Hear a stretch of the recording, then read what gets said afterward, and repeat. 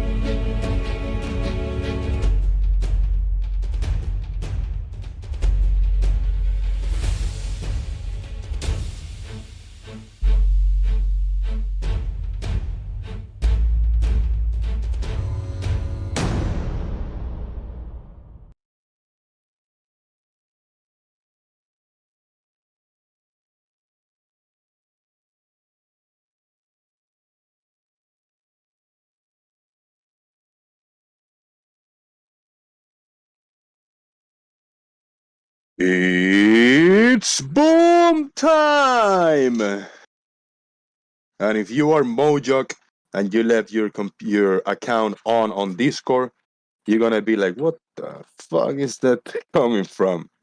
Well, Mojok, we are on YouTube Live, so we're just beginning. And I say boom. We're actually on Discord Live, but we are also on Google Meets Live. I don't know how I'm gonna do a test and see if I can feed the two audios, link them together. I might be able to do that if I share my screen. If I share my Google Meet screen with Discord, the Discord room might be able to listen to what's going on in Google Meets, but I must tweak. I don't know. I might have to tweak the audio somehow. I don't know. We shall see. Oh yeah, because Discord might be able to hear Google Meet, but then how is Google Meet going to be able to see and hear Discord? Ooh, that's a tricky one. That's good. But anyway, all I have the Google Meets on is for this, to show the squeaky earth, show how cold I am today. I am cold like a motherfucker, man. It's crazy. It's like in the 50s. It's in the 50s here in Florida today. That is what, like 15 Celsius. I gotta check on the temperature over here on my corner. Temperature in here. In Largo, Florida is 59 degrees Fahrenheit or 15 degrees Celsius.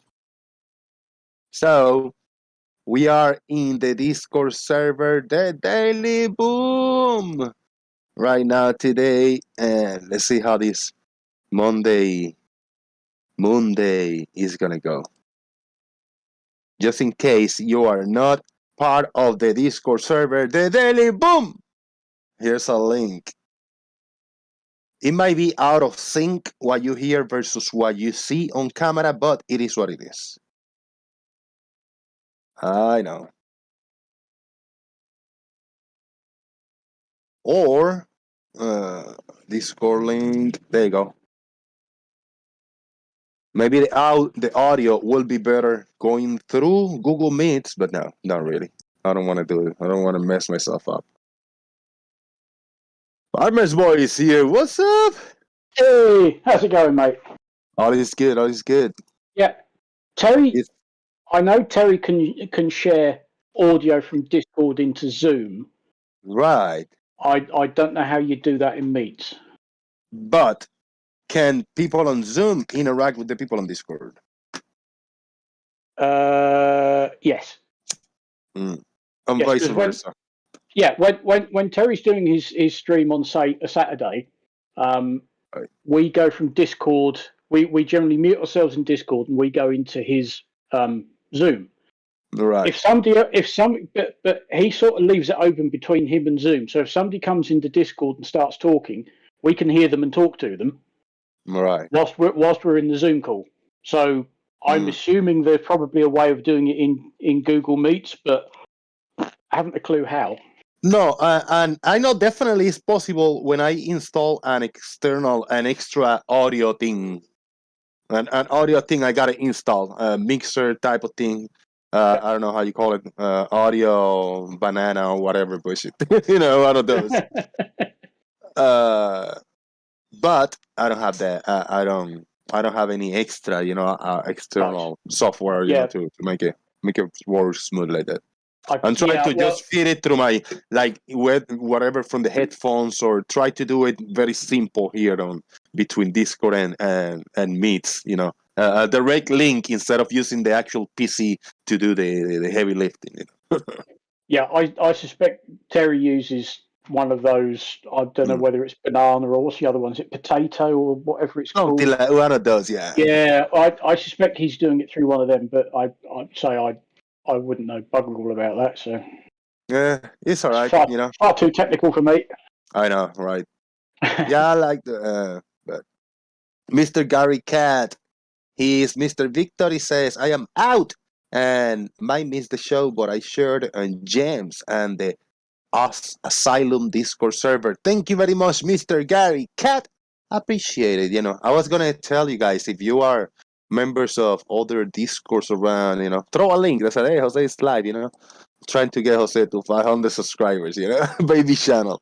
But yeah, if you can share it, and also please hit the like and support if you can. There's a PayPal link pinned above on the chat box.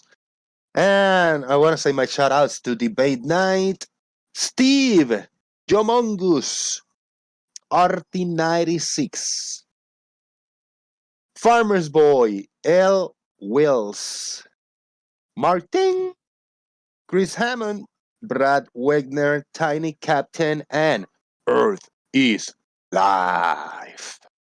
How is it looking on YouTube? I see it over here on my end, and I like the way it looks right now.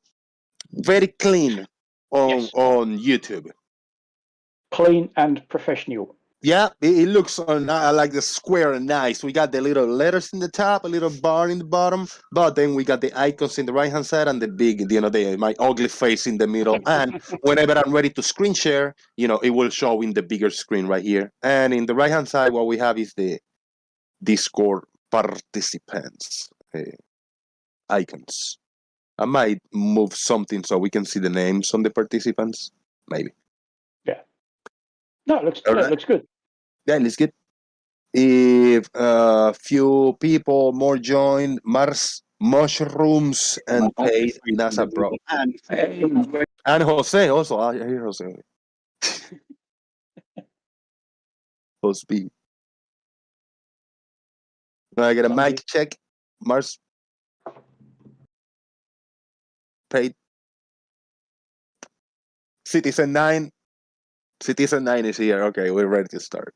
Oh, we can go now then. Yep. There was a link shared to me yesterday, and I wanna play a little bit of that. It is a Facebook video that might also be on. Might as well be on YouTube probably. Is it cold there? Oh, there he is. What's up, man? Is it cold there? It's calling here.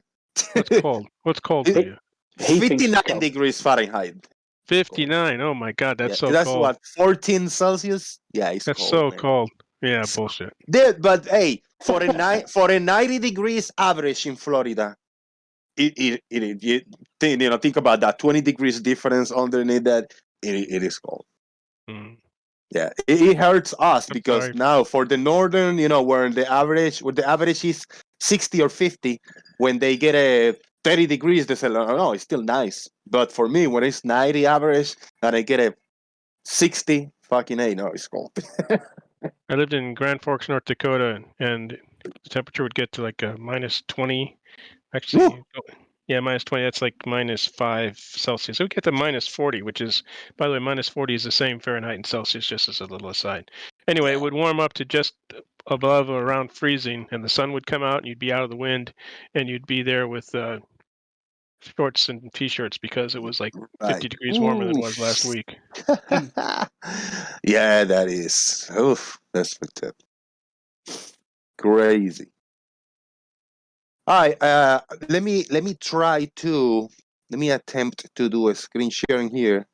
I'm gonna share it for Discord. I'm gonna share it on screen for YouTube via the Google Meets. I'm still tweaking my brain over here. Okay, I got it. Full screen. And I'm gonna try to share it. I'm gonna share it via Discord for you guys, so you guys know what we are looking at on YouTube. So you should be able to see here on pause. It says extracting history, right? Yep. Perfect. If I hit here, I'm gonna play it a few seconds. You tell me if you can hear that. Let me let it roll. Still nothing. Yeah, I know it's quiet. The video is just doing that.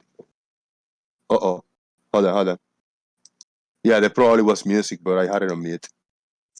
See if you can hear this. Channel looking across at England. Yes. Yes. Yep. Yeah, we got that. We can hear that. Perfect. Let me a quick look on the PC and see if everything's smooth. Yep. Looking good here. Looking excellent. I'm gonna play a little bit. If you guys have comments, questions, or concerns, let me know, because I watched this yesterday. It was interesting in the beginning. I was like, where are they going with this? But it's interesting. So I'm gonna play every minute. We'll stop it for thoughts. Okay. Any of you know about what is this about? This is gonna be about. Yeah, no, I've not seen this before. Mars does. Yeah. All right. Let's see what we got here. Shout out to Blue. Just before the Blitz and the Battle of Britain. But this was in color. It was the first time I've ever seen Adolf Hitler in color.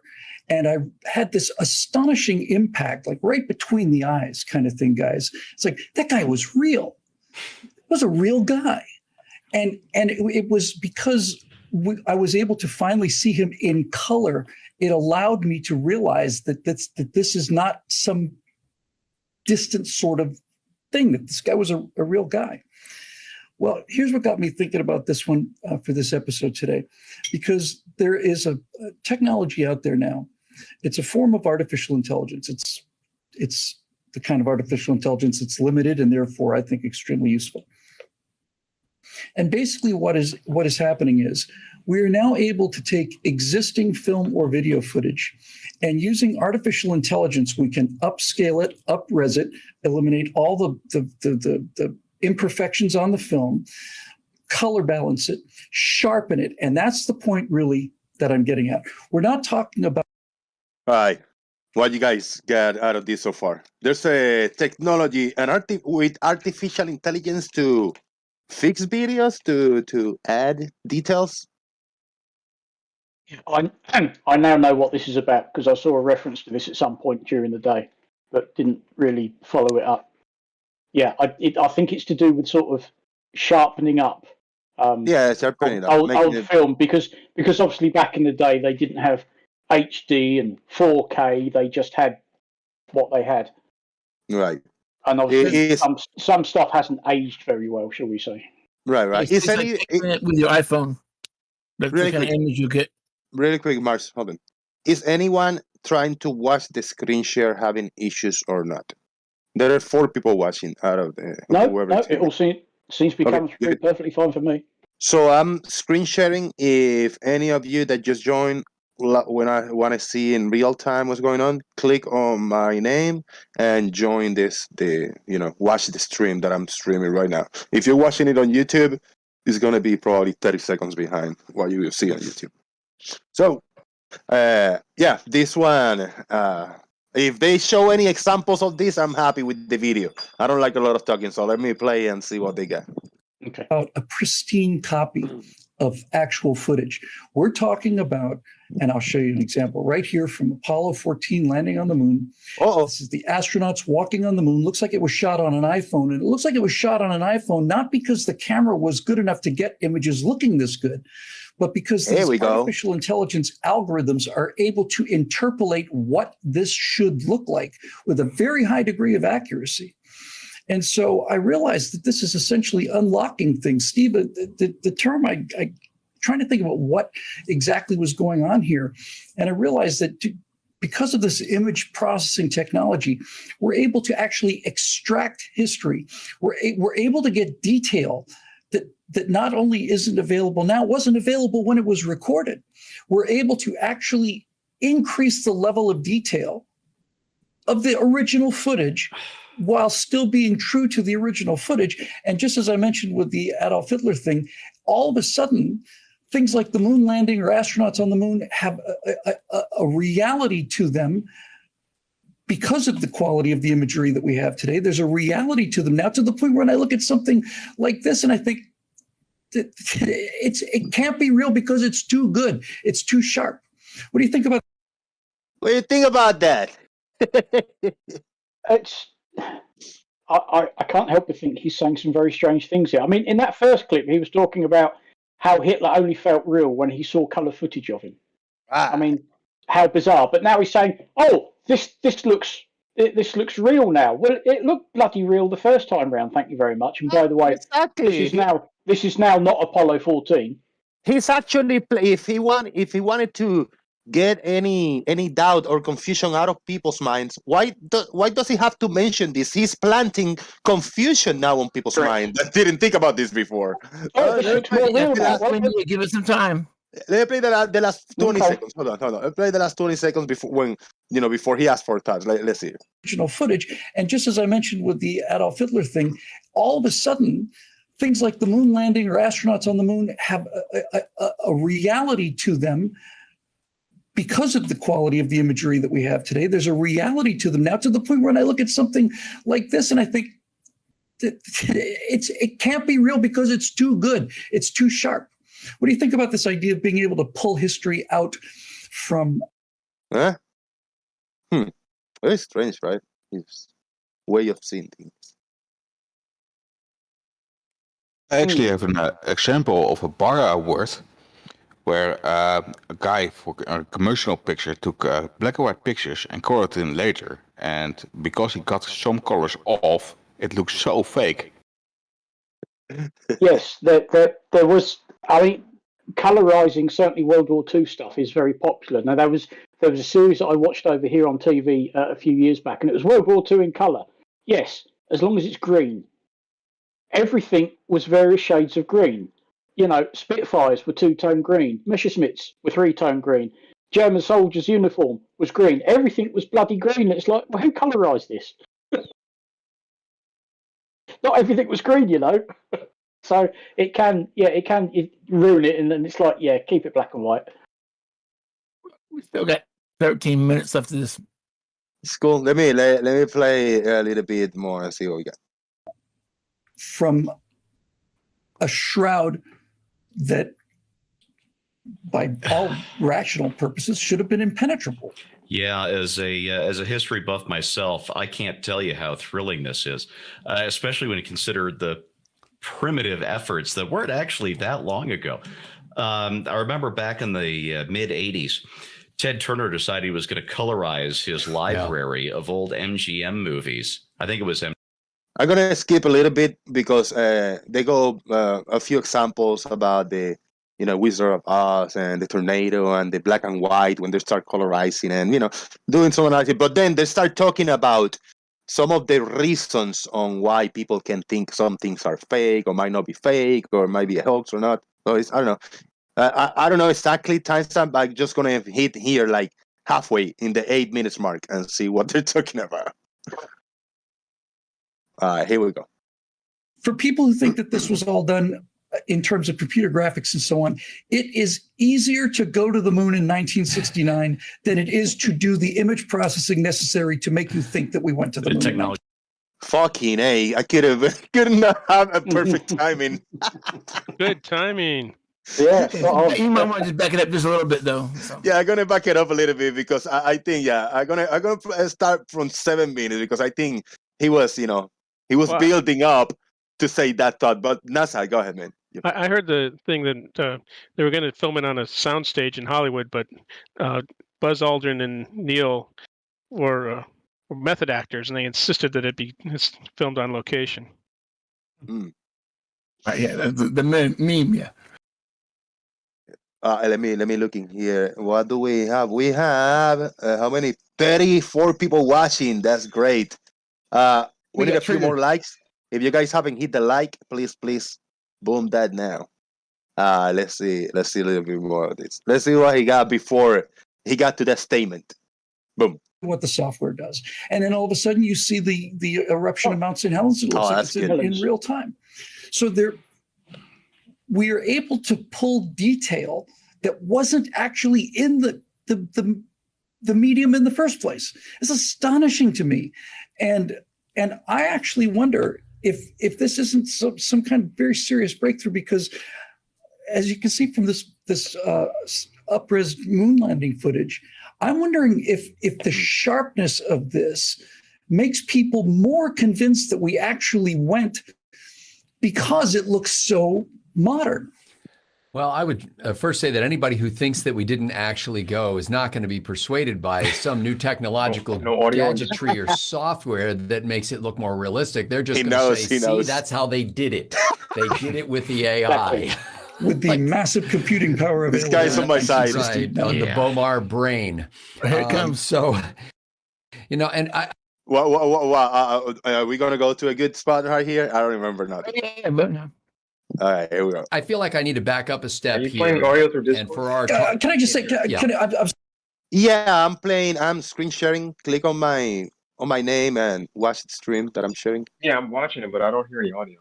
You don't hear about audio? You guys hear it? The other people hear it? Yeah, we hear it. We hear it, yeah. Yeah. That's strange, man. Yeah, tweak your audio over there. Might be a headphone setting that you got going on. All right. So sorry, Scotty. I really am. I hate to interrupt you mid-sentence, but this just needs to be said. For people who think that this was all done in terms of computer graphics and so on, it is easier to go to the moon in 1969 than it is to do the image processing necessary to make you think that we went to the moon. The technology did not exist. It just didn't exist. And so for those of you who in our audience who may not be as technologically advanced as Bill and Steve are, let me explain this to you in a way I think that you and I can both understand. Are we happy with that? He's going to explain this technology to us in a layman's terms. I hear it now. That's great. That'd be good. Yeah. All right. Let's hear what he has to say. See if we understand better what they are doing with these videos that make them look so smooth and crisp. So what you have to start with is a 2-page flip book. And on the first page, there's a stick figure that's standing up. And on the second page, there's a stick figure that's sitting down about 2 inches to the right of the standing stick figure. And so this technology actually allows you to increase the number of pages in your flip book. And then each one of those pages has the stick figure progressively walking one step at a time and then sitting down on the chair, so that when you flip through it the second time, now you've got like 40 or 50 pages, and it actually looks like the stick figure walked and sat down. So this is the technology we're talking about. And this from a man who was raised by his grandparents. And so I grew up, mostly in the 1960s and 70s as a child, raised by my grandparents. I never consciously thought of it this way, but I'm pretty sure that I thought that my grandparents were black and white until they got a color television. Exactly. They're gonna, But how about that, man? The technology. I don't know if they show any more footage. I think it's just them, talking about it, about the vision that they have for this type of technology. And Jose, I think you're probably the first person today on the web that is brought this out. Really? I think so. I don't think anybody else has had the opportunity to look at this. Very cool, very cool. Yeah, Stingray, go ahead, brother. What's up? Yeah, no, I disagree with that. His explanation was utter and complete bullshit. Talk to us, man. Talk to us. So what he was on about is just frame interpolation, and you can do that with pixel tracking and vector analysis to actually come up with interpolation. AI isn't needed at all. What he's trying to explain is a subset of AI called neural networks and machine learning. They talk about that later on. How does that? But his explanation of that frame interpolation was absolutely bollocks. A proper explanation would be, okay, take a stick figure, and you've got 50 stick figures that are sat down. You've got 400 stick figures that are stood up in various different ways of stood up. Now, and that's your test set. Now you've got 20,000 stick figures all stood up in different poses. You train a neural network to say, this is what we want. And then you pass it the test data set, and even the ones that are sat down, it will attempt to make them stood up and look plausibly correct. And that's how a neural network will actually correct that. And it's actually in play in a hardware accelerated sense for upscaling, for detail tweaks, for colorization on a hardware level in most modern graphic cards. Can I say something real quick? He wanted to make it simple for everybody listening. I understand what you're saying, and that's right. But he wanted to make it simple for everybody listening. Then he should have used an example that actually fit what they're trying to explain, not just frame interpolation. It was very good, but it's very complicated. Now I am curious to see what they were gonna say. I'm gonna play like the 11 minutes mark and see if they attempt to to fix the messed up explanation that's from Stingray point of view. You still watching my screen share because I'm gonna play it now and see. I'll scroll a little bit to see if they talk about it. Old musty history books, or now the screen captures of those things that they find online, and the videos that they're shown in class. We saw film strips one slide at a time, but it's exciting to think that maybe for some kids this will awaken the fire to learn more and see in living color. And that when I was reading Lincoln's biography or Grover Cleveland's biography, they were real to me. They were alive in my kids. This guy's cry when Lincoln dies. Yeah. Talk science to me. Calvin Coolidge. Anybody who has been photographed is now, with this technology, we can essentially bring them back alive. If there is footage of, and I'm pretty sure there is footage of Calvin Coolidge standing there, kind of grainy, and he's standing there, and it's Calvin Coolidge and it's history. It's obviously history because it's in black and white. I'm talking about the emotional connection that this provides. If you imagine that footage of Calvin Coolidge and imagine that it was shot on an iPhone outdoors yesterday, all of a sudden, Calvin Coolidge is not a historical figure. Now he's a real person. It's that Hitler in color effect. I did a firewall about this called The Color of Hell. And I was looking at all of this combat footage from today, and you see all these beautiful turquoise, ocean, and the beaches are golden, and I thought to myself, wow, when did this start getting so beautiful? Is really, really important. As I said, wanted to talk about it because I saw the UpRes Apollo stuff, but the ability to extract history from recordings that were made at the time but didn't actually capture it, it's an absolute miracle. It's one of the wonders of the age. And I think and hope that Scott's right, that this will open up the whole idea of history to people who have, understandably enough, a mental wall between themselves and history that's predicated on the fact that that's in black and white, and it's grainy, and it's rough, and it doesn't look real, and so on and so on and so on. We have the ability to go back and bring it back alive, and it's one of the wonders of the age, and thought we'd share it with you. That'll do it for this.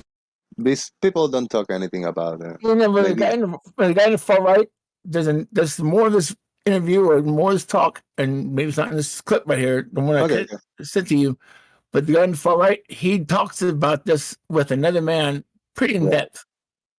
All right. Well, but it was very cool, man. At least little something moon related. Look at that doggy kicking ass over there. It can't be real because it's too good. Actually, increase the level of I gotta mute detail. this. There you go. I just wanted to play this moon clips. What do you guys think about that stingray? Is that easy to do or? Well, every time you take an image, let's say you've got an iPhone 13 Pro Max, every time you take an image, it actually, depending on what type of image you take and what your settings are, it can take up to 6, I think. Now, it's not just choosing the most correct one, because one of those can actually come from a different lens as well. It's not actually choosing, if you've got the 3 lens, iPhone 13 Pro Max. It's not actually just saying, which one is the best and trying to use a machine learning system to figure that out. It's combining them to get the best result. And that is a neural network. And it's accelerated. A neural network is just a fancy way for having just imagine a huge tier of yes, no, asking questions. And it's stored and can be processed in hardware incredibly quickly. Like, is this better than that? Is this better than that? What degree is this better than that? You can do things like that. Now, that's very oversimplification of it. But that means you can combine multiple images to produce a better image than the camera's capable of taking. Google do this and Apple do this every time you take a photo with your iPhone or Android device. Pretty cool. Are you anywhere near this building something like that, something breakthrough, Stingray? I work with machine learning containers that do real-time object classification, not just image. And by object, that means not just taking a 2D canvas. I also take physical size in reality and measurements in reality, all using a hardware device in a fraction of a couple of milliseconds. And in order to get a decision as quickly as possible, I have what you call a cascading machine learning system that asks various different questions that each machine learning segment can answer in a very optimal way very quickly. So an example here is, let's say I take a photograph of a shelf. The first question I ask a machine learning model is I give it the image and say, show me all the objects. And it will put boxes around all the objects. Great. Now, for each of these, I'm going to ask another question. What type of object is this? Well, it looks like a bottle. It looks like a cylinder. It looks like a bag. It looks like whatever the hell. And then I can ask another question based on that. And I can get to a detailed question like, tell me what this is out of this set. So if it says, hey, you're a cylinder, and I pass it every single cylindrical product example I've got, it can then very quickly say, hey, it's the Heinz baked beans. And that's classification. Nice. There's a question for you, Stingray, now that you are on it. Could the moon landing footage, like this footage that we're looking at, can it be replicated on Earth?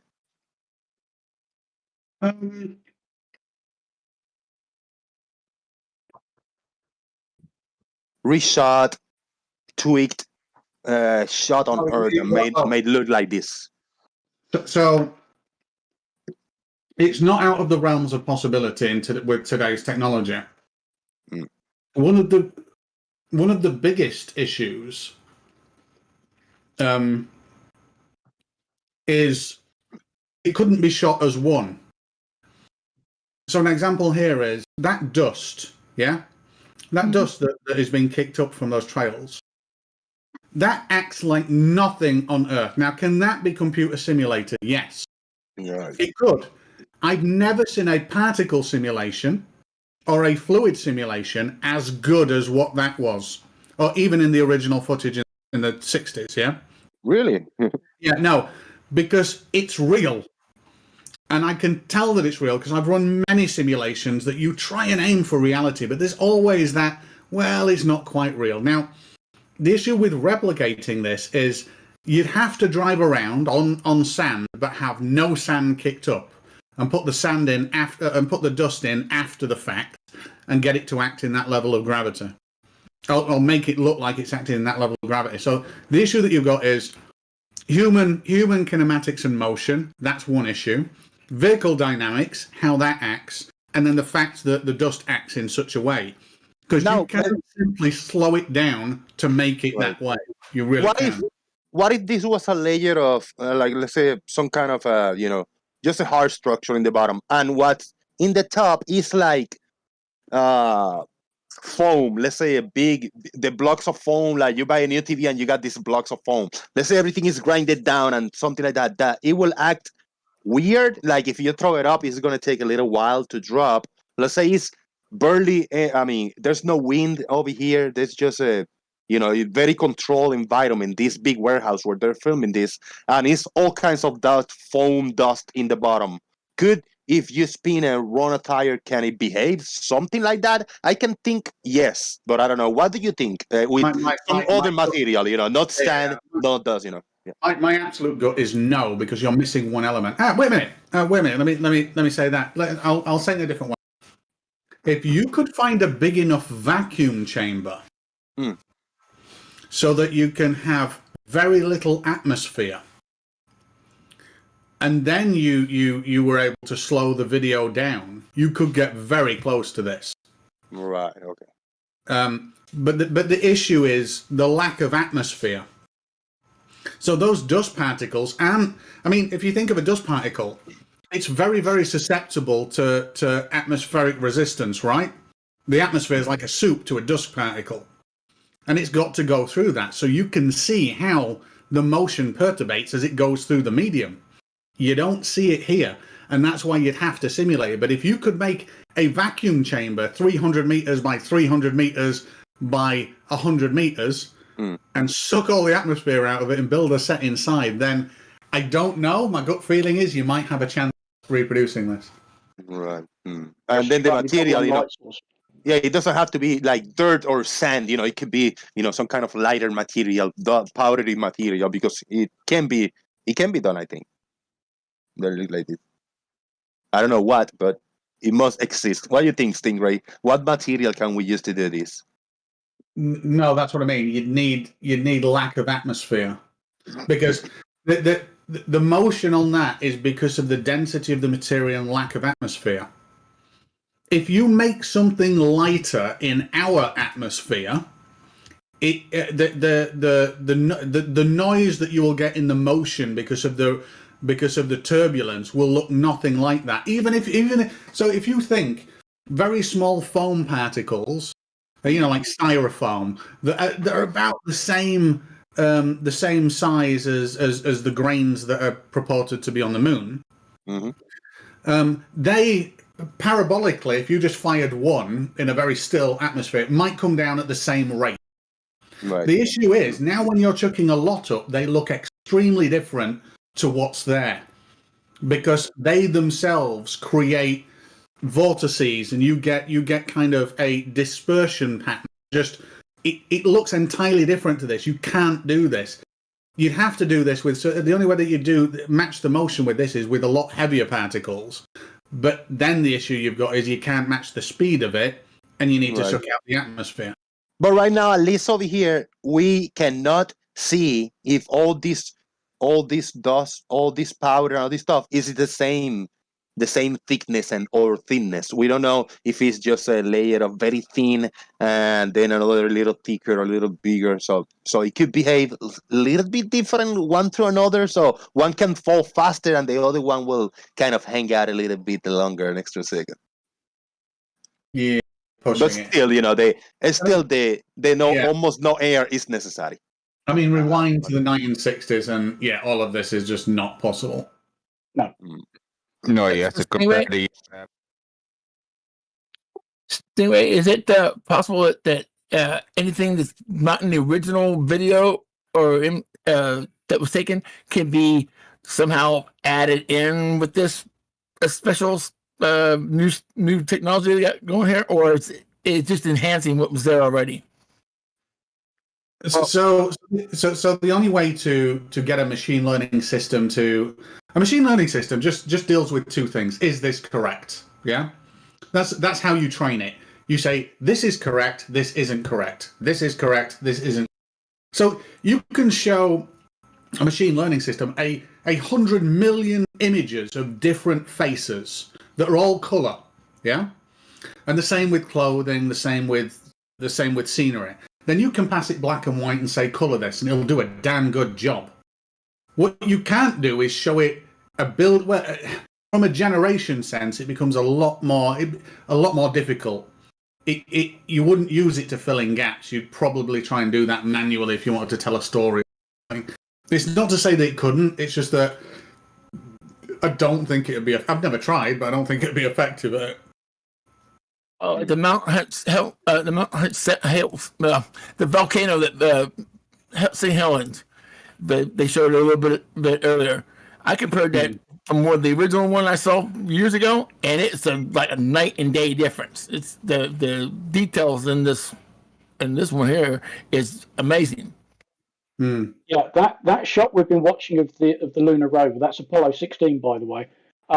That's been done by a YouTube channel called Dutch Steam Machine. I put the link in Discord. I've been a member for quite a while. He uses what's called depth-aware video frame interpolation, or DANE. It's open source software, and he's been doing this with quite a lot of the Apollo footage. He's been upscaling it. That particular rover clip has gone from 12 frames per second to 60. And he's used DANE, stabilised it, colour corrected it, synchronised the audio. He's really been through and just sort of cleaned it all up. Dutch steam machine? Yeah, Dutch Steam Machine.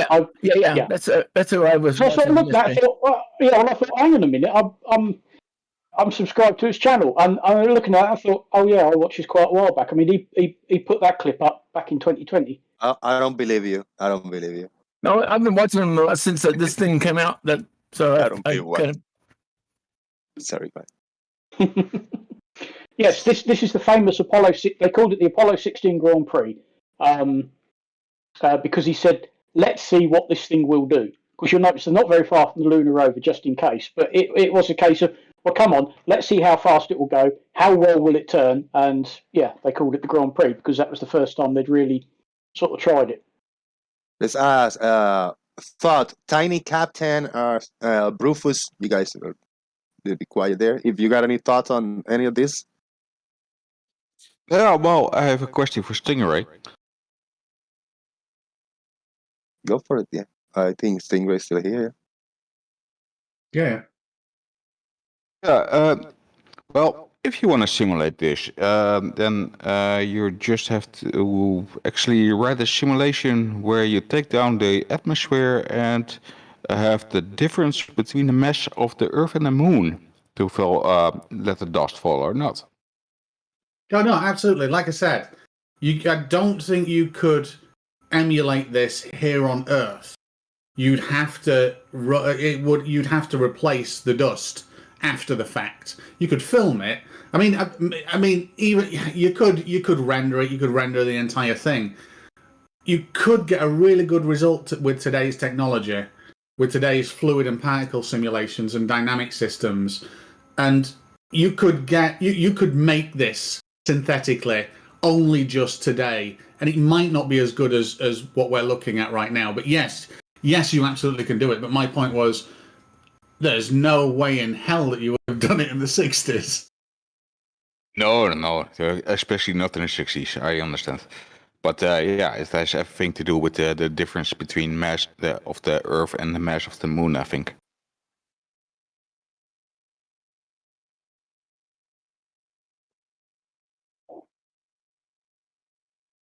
Good times.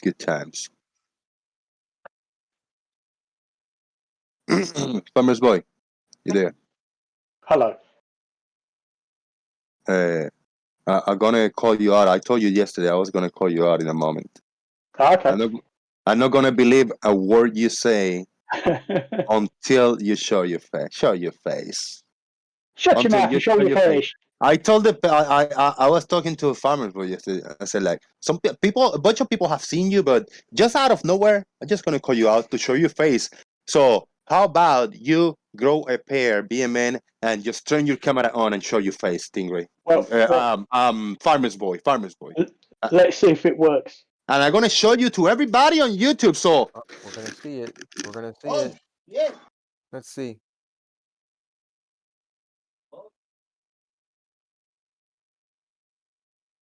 I don't know. Can you see me? Show your Hey, face. there you are. I can't see whether you can see me. Well, Cool. everybody, how about that? This is something different. Farmer's boy has a face. He's a real human. Oh, see, Nice Jomongus, little that is for you. You keep calling out Farmer's boy. Now you got a face. How dare you telling something so cruel to this guy's face? How about that? Oh, humongous. Mwah. Oh. I know he loves me, really. Big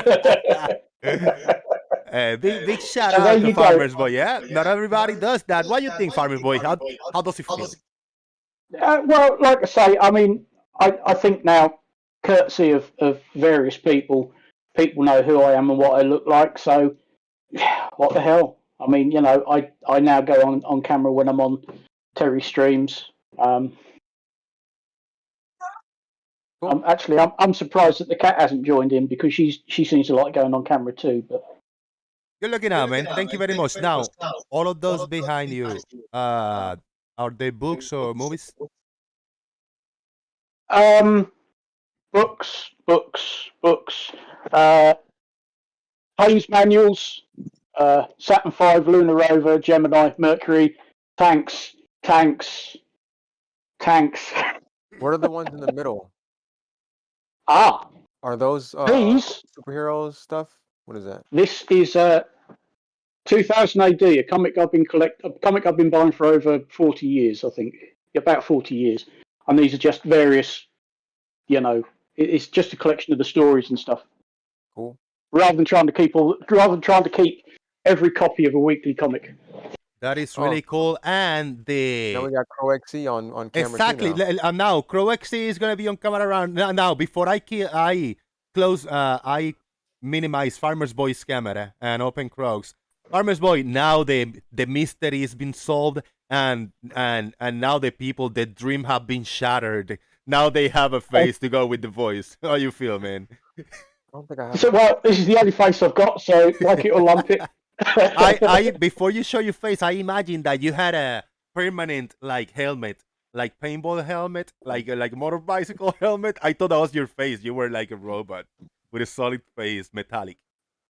No, like sorry. your old Yes, avatar.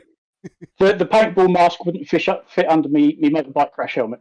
Good looking out, farmers. Thank you very much. Crow XC, you are up on camera. Yeah. Wait, who are you? What the hell? Yeah, you know, I was just watching YouTube. I didn't have anything to contribute in the conversation until I saw Farmer's Boy face. And oh boy, he sounds way older than he looks. Wow. So I just thought I should join and say, look, I'm older than you. Okay, pay respects now. Okay, I've got to ask two questions. How old do I sound and how old do I look? You sound like 65, 70, and you look like 42, 45. I'll take that because I'm in between. I'm 51. Did anybody else notice how Khaled got it the wrong way around to be a compliment? He said, I don't care. I don't care. No, I see. Well, I've seen Crow's face before. You did a video where you were playing guitar, so I did see your face before. Oh yeah. And I see an attempt Well, of I see an attempt of Tiny Captain attempting maybe to turn on the camera, and he's just loading Tiny Captain, so you're screwed. Your face will not be shown today. My son actually took my webcam, so I can't turn my camera on. Very good looking out, guys. Thank you very much. You've all seen what I look You're like. welcome. just really quickly, farmers, I reckon I've got a Haynes manual that you have. Go on then. And this one's quite unique. So anyway, let's have a look at this. Can you see? I'm just going live. Can you see this? My camera? Yes. I see. Yes, YouTube see it. camera. Yep. You see my Haynes manual? It's a Haynes manual. Yeah. Oh. All models covered? Yeah. Go on. Stop teasing. Oh my! Oh. Now you see, my two stepsons fall outside of the age range of that manual, I'm afraid, because they will now be 24 and 26, I believe. So yeah. The baby came. Did the baby come with that manual?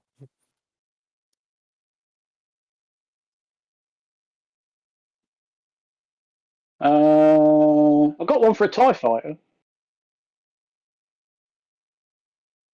and they're all tanks. So no, I don't have one for babies.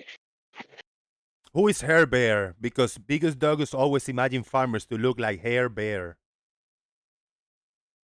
Hair Bear. Hair Bear. I don't know. You kind of look like MC I don't Toon. need to know him, but yeah. You kind of look like MC Toon, says Mr. Malord. Hey, look at that. The Hair Bear bunch. Oh, yes. God, I've forgotten about them. I thought you might have done.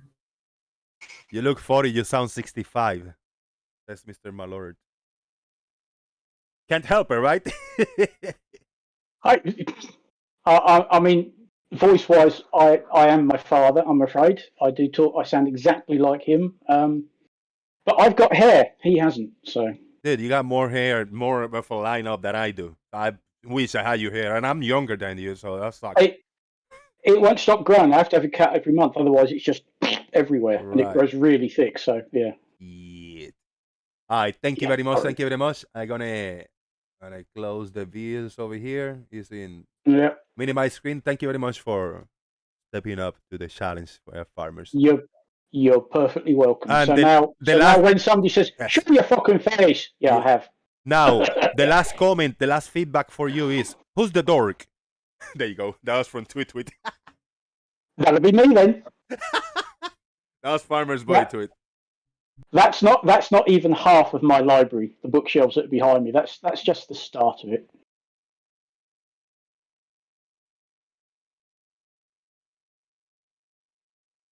Brian Mabbit, can you see my screen share, what I am sharing on YouTube? I mean, what I'm sharing on Discord? Click on watch the stream and tell me what do you see when this it's like a volcano. Let me know when you see this screen cap like a Remember that one. Let me see when you can see the mountain. What am I looking at? It's like a mountain. You see it right on my screen? Yeah. All right, I'm gonna play it. It's a clip. This is an old video from I don't know how old, and it was slightly altered to make it look not missing frames. Let's say it was 5 frames per second back in the day. It was like very, very trippy, and now it looks really smooth. So they made this video, they completed the missing frames in between, and they gave it more of a smoothness to the video. It looks good, but something, when I look at this, something tells me that it doesn't, I don't know, it's like not behaving the correct way when it's an explosion like that. We've had software that will do that since the 70s and 80s. There's something in the smoke when it blows up that it just doesn't look organic. Like whoop, like quick extension of, I don't know. Weird. It's been digitized, hasn't it? But they've had software doing that. I remember something like cartoon software where you put a start image in and a finish image, and it would compute all the movements in between. You guys see that, right? When it explodes. So will that affect about fixing videos in the future? Because if it's missing a solid frame, a solid second, it can fill in the gap, but it might not look so physically possible. Like some movements are weird in the smoke. I remember this. I remember this in the news at the time. The eruption of Mount St. Helens, that was 41 years ago. It was a camera that was set by the volcanologist, whatever, and it was a kind of a time lapse thing because it was sitting there. They knew it was going to blow, but they didn't know when. No. So it was over a period of time there. Yeah, it's a series of still photographs that's been sort of smoothed together, hasn't it? Because, like you said, they didn't have any actual film footage, so they just had a camera taking stills. I want to holler at Mr. Mallard. Big shout out to you. His wife make him take the Brian Mabbott picture down. He had it framed in the wall. Mr. Mallard's wife made him take it down because he freaked her out. He creeped her out. That's solid, Mr. Mallard. I'm sorry. Which prime one did he end up with? Huh? I can't remember which one he had. Mr. Mallard, the Brian Mabbott in a balloon with 2 blowers blowing it up. Oh, yeah. Is that physically possible, Stingray? If I got 2 those how do you say, leaf blowers, 2 leaf blowers, gas leaf blowers, and I sit in a chair and I get a big umbrella, I put a big umbrella and I blow up with the blowers, will the umbrella float? Will it take me to space? Won't take you to space. Will it take me to space? It won't even lift you off the ground. What do But you it think? would give you some thrust. Will it give me a push? Will it separate me from the ground? It'll push you along the ground. If you sat in a wheeled like office chair on a smooth surface, yes. Hold on, guys. Stingray, I don't know. I see your light lining up, but I do not hear you, Stingray. You did something with your mic. Yeah, no, I just I hear him.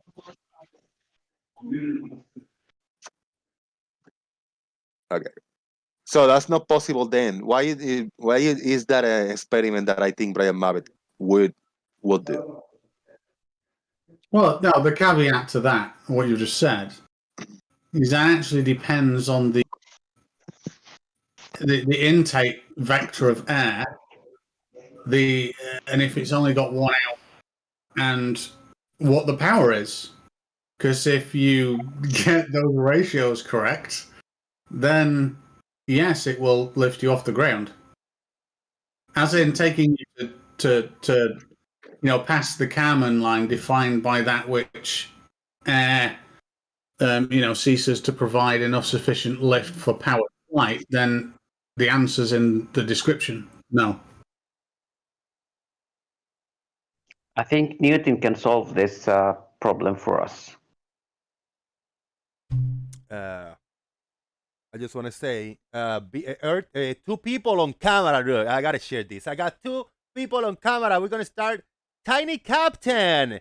He's one of the handful of times that he have been on the show. I mean, you kind of started, talking and interacting. Good to see you, man. You got a face. You are a human. Want to say hi to the people? Yeah, hi. I've been on other channels already on camera, but not here yet.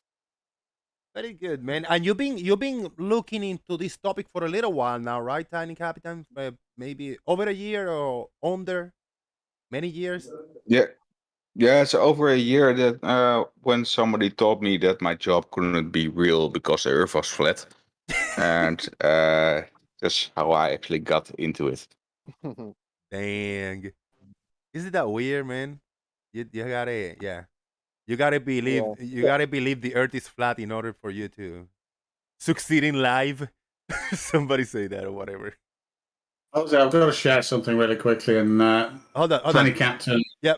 But Earth is Live is up for YouTube. Look, most of the people have already seen you, Earth is Live, but I know there's a handful, probably half of the audience have never seen you. I didn't. Yeah, it's good to see you, man. Hey, that is a solid background, man. Tell us what you got going on here. Where you at? It's just some foam that I put on the walls to try and dampen some of the noise. Nice. Are those little collectible toys? Is that a real futuristic gun?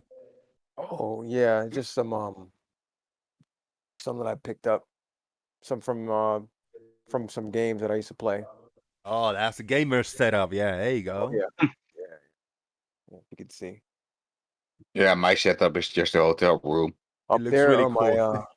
Tiny. I have some little retro game systems, little mini retro game systems.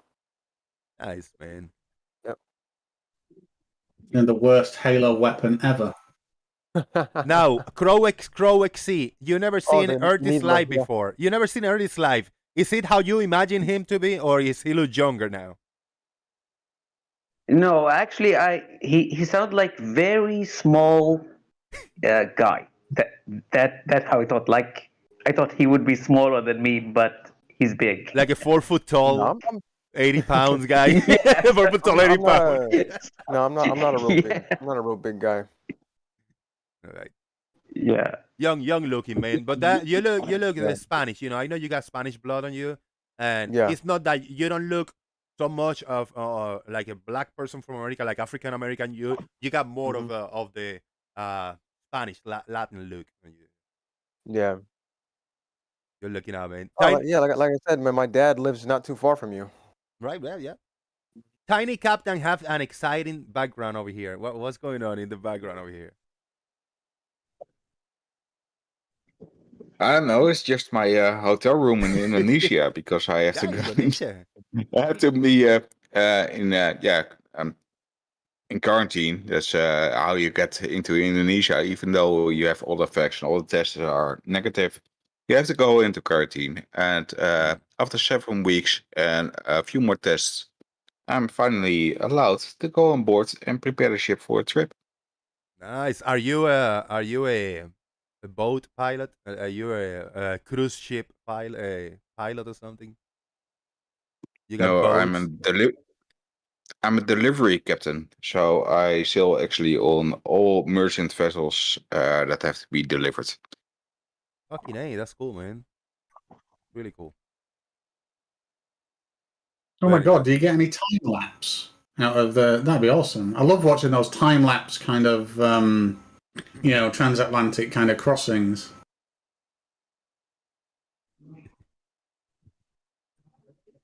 Yeah. Honey Captain, are you Indonesian? No. I'm in Indonesia, but I'm Dutch. Ah, okay. Okay. Now, Did you drink luwak coffee? before we continue, Earth is live. I actually did. Hold on, Bibo for live. Okay. You're too cute, man. You're too cute. Somebody say that in the YouTube Yeah. chat box. Yeah, I saw that. Oh, he's probably not listening. He's like, yeah, I know. Look at him. Yeah, I know. Oh shit! Who's this? I was listening, but I was talking to my wife. Put this drunk guy on screen right now. I'm not even gonna mention a name. I see a drunk guy on screen.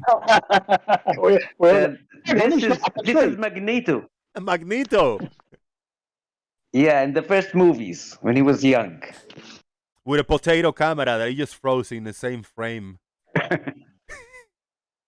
He's trying to talk now. Everything broke on him. Look at that. I broke his soul with saying he was drunk when he was not. The camera broke, microphone broke, signal, everything. Nothing worked. You killed him. Sorry. All right. I'm gonna share my regular. So if you guys need to share something, either something on your camera or your screens, you have to let me know so I can present it for YouTube. Yeah, can you just? I've got something to ask. Can you just share what I'm showing at the moment? Because what are you showing? Oh, okay. Watch the stream. Yes. right, does anybody else think that Tiny Captain looks like the husband of Kirsten Bell after a wicked night out? Look at him, yeah. Oh yeah. Like just totally wasted night out. He spent way too long in Amsterdam delivering boats and just fucking man. Lucky guy. Yeah.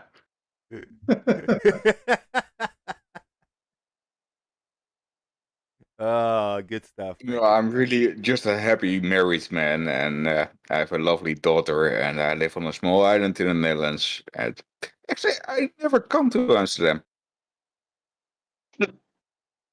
Oh well. I got a phone call. You trick every once in a while.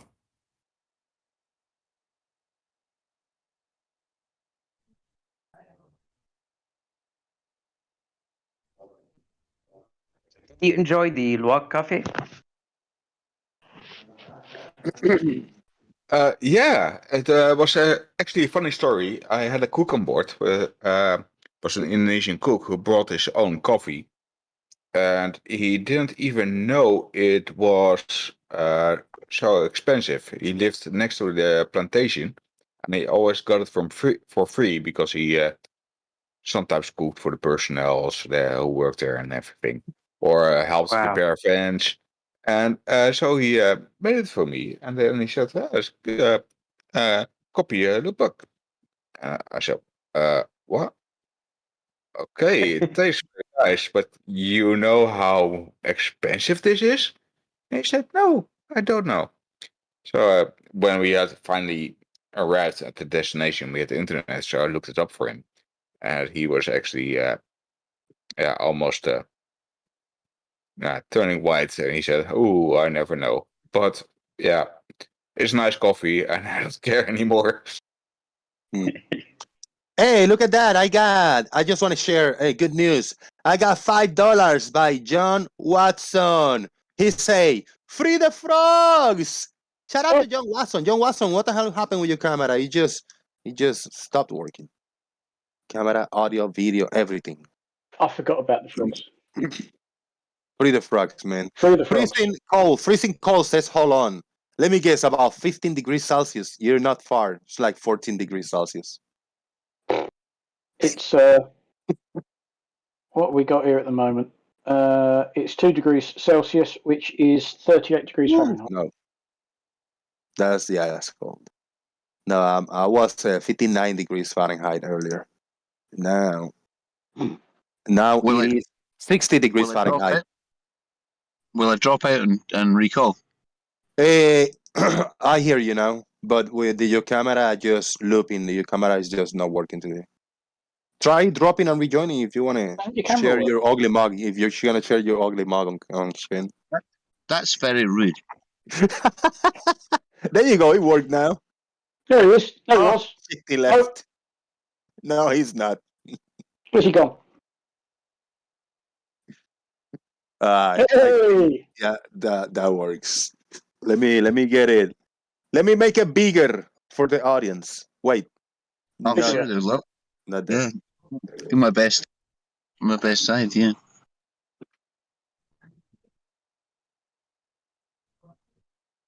Yeah, I'm taking a leaf out of the Flat Earthers book, and I'm in my car. That's how it's done. If you're a proper flat earther, you live stream. Not only in your car, but you've got your phone turned around the right way. Yes. Yeah, nice that's true. Yep, nice touch. In portrait, yeah. It's in portrait and not landscape. That's spot on. Yeah, I've got it. Yeah, I'm on it. I should be driving as well, but that's true. And getting yelled at by irate motorists because you're not concentrating on your driving. Should have my wife in the passenger seat telling me that I'm a cunt as well. Sorry, pardon me. Yeah, that's it. Good old CC. Yeah. Oh, dear. I haven't been around very much recently. I've gone back into full-time work, and so that's a bit of stop to things. Yeah. So I'm a forester these days. By the way. Oh. Yeah. It's are you family of Forrest Whitaker? You say you're Forrester. Forrest Whitaker is like rhymes. You have Forrest in the name. No. Forrest Whitaker. Yeah, do you got a lazy eye? This is my stuff. No. Yeah, it's just running around with a chainsaw, and it's kind of like defoliation and horizon removal services. That's kind of what it is.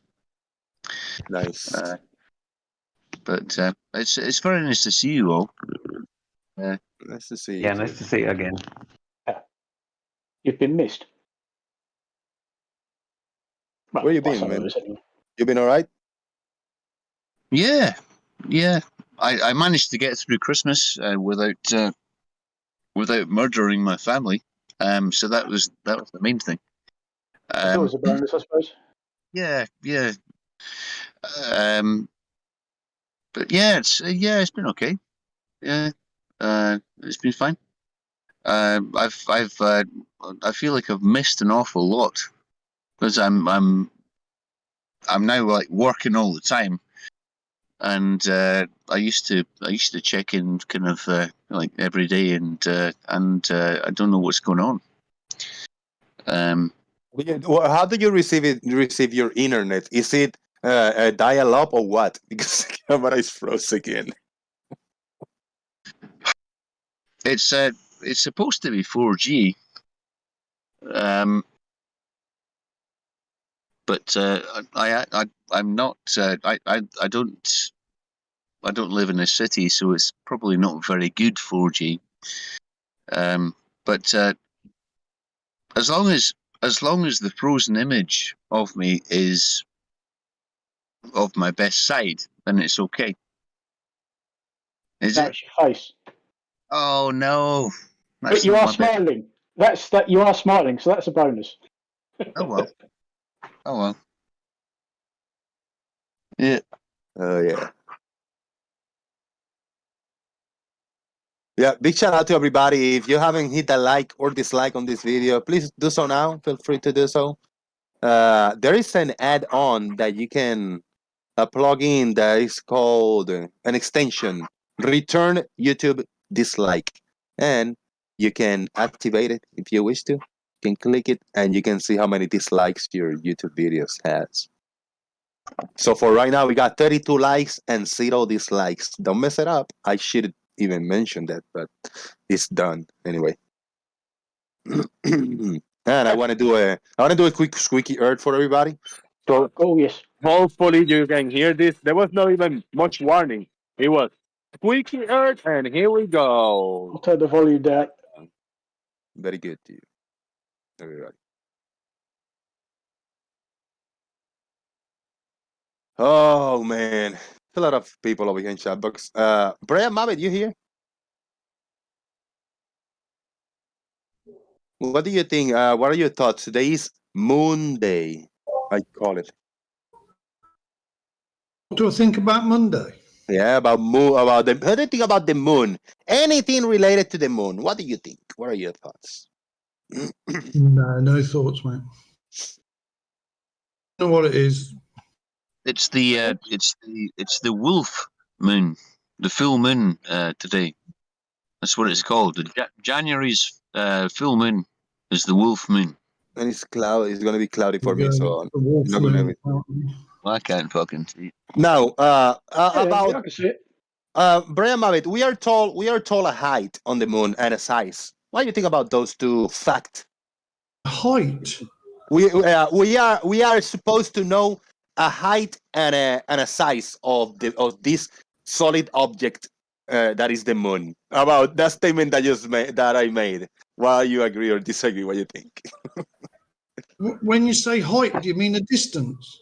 Yeah, distancing height, a size, about a area, surface, and shape as a three-dimensional object. And so, what do you think about those two things? Funny you should say that, because the last time I had my eyes tested, I asked what they called the optician, how far will I be able to see with these glasses? Will I be able to see 238,000 miles? And she said, most definitely no. She's wrong. So, I don't know. The professionals say we can't see that far with the human eye. So I mean, but it was a close question, right? You didn't specify, like, can I see 10 million miles away or 1 light year away if I look into the stars into the sky, or if I'm looking something up in the sky? You didn't fix that, right? Because if I go to a person and I say, like, hey, how about these sunglasses? Can I if I put these sunglasses on, can I look at 50 miles away? They're probably gonna say, I don't know. No, I don't think so. So then I cannot. You got to specify what you're talking about. Not particularly my eyesight, because my eyesight is deteriorating with the diabetes, but somebody with 20/20 vision, I believe, can identify single craters on the moon with the naked eye at 38,000 miles away. Is it? Or 300? Can you? Miles. Even with my fault eyes, because I need the glasses to kind of, I need a little tweak. But even though I need glasses, I can still squint a little bit and see the craters on the moon with my own eyes. So what's wrong with that? Do you believe you can see some at 238,000 miles and make out a feature? Well, the moon is really big. There you go. That's the key. Is if you just said to the optician, can I see something a quarter the size of the Earth at that distance? She would have said, absolutely. Yeah, it's really big. If it was small, I give you that, Brian. But talking about something enormous like the moon, can I see at whatever distance you mentioned? Yeah. The only test I've seen done was in Google Earth. Somebody cut and pasted a crater. It was allegedly, I might be wrong with this, but something like 50 kilometers across, and pasted it across Devon and Cornwall, which is like the little bottom sticky out bit of UK. And then zoomed out of Google Earth, and way before 1,000 miles, it was indistinguishable, let alone 238,000 miles. So I don't know. It's open. It's open for the jury's I'm out. going to do the angular size calculations. I'll do it. I don't know. I don't think it's anything like we've been told. I don't think anything's anything like we've been told, though. But I agree that we might have. Yeah, Okay, now because of where we live, the society we live, the future that we are living in the 21st century, I don't know, humans with the curiosity, we need to know what shit is and where shit is located and how shit behaves. So like the moon is something that we cannot say, we don't know what it is or how high it is in distance. We need to know, and there is an explanation, and there are ways to test these.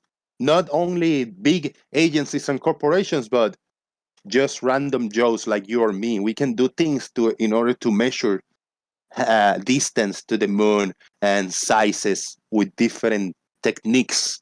So what do you think, Brian? Well, is it fair? I mean, maybe for you, and it's okay, and I give you that. You can just say, I just don't want to believe that. It makes no sense to me. It just doesn't add up. It's just not true. But do you get angry with the majority of people that say, like, no, I know what the height, I know what the composition, the moon is, everything related to the moon, because we know all these things. I don't know if that was a question or kind of, it was my point. What do you think about that point perspective for me? I never get angry at anything. What are you going on about? So you ranting and raving and calling people all sorts of names under the sun isn't you getting angry? That isn't anger. Yeah, your wife clearly doesn't agree with what you just said either. As far as and you said it yourself, Jose, you, with your eyesight, can see features on something that's 238,000 miles away. And I think that using the angle, I don't understand it. I haven't delved into it, but angular size reduction or something. But the size of the moon is 1/4 of the size of the Earth. If you think of the moon as one quarter of the size of the Earth, then you can use this angular reduction. You gotta put the whole picture on the table. Have you done that? The moon. You just said you could see features like a crater on the moon. Yes, because it's really big. Well, that isn't quarter of the size of the Earth, is it? It's a fraction of the size of the moon. The moon is 1/4 the size of the Earth. So the crater is smaller, of course, but I think it's open for debate. I mean,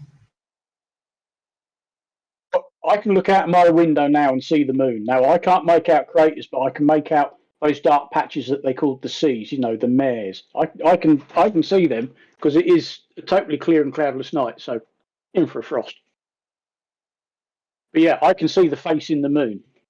I can't see craters, but I can't. I can barely see the fucking moon now. But I've seen people. I've heard of people that can actually pick out with a good 20/20 vision. Pick out all sorts of features on there. I might be able to if I was stood outside, because obviously I'm looking through a window and that doesn't help. And I'm in a lit room looking through a window, but I can still clearly see the moon. It's just up there. Yeah, I can see the moon. I can see the dark patches, and I suspect if I went outside and had a look, I might be able to see more as well. I don't know, but it's too bloody cold. I'm not going out there. You've probably got better eyes than me then, but I just can't believe that we can get that sort of clarity over 238,000 miles. So no, I don't think it is anything like they've told us. It's lucky though, Brian, that most of those miles have very little matter in them, or else you would be correct. We wouldn't be able to see that distance through air. No. Hey, and with my P900, when I zoom into the moon and I just push it to the limit, I can see all kinds of tiny. I can see all kinds of tiny craters, man. We still suffer from angular size reduction, do we? At distance? Well, we know that the further away things are, the smaller they appear. That's just what happens. Obviously, they're not actually changing in size, but they just appear to because they're further away. Cue Father Ted. So, I mean, anybody with an open mind would look into that as far as I'm concerned. It don't bother me because I'm more interested in what I live upon as opposed to the things that are skating around in whatever that is up there. I don't know.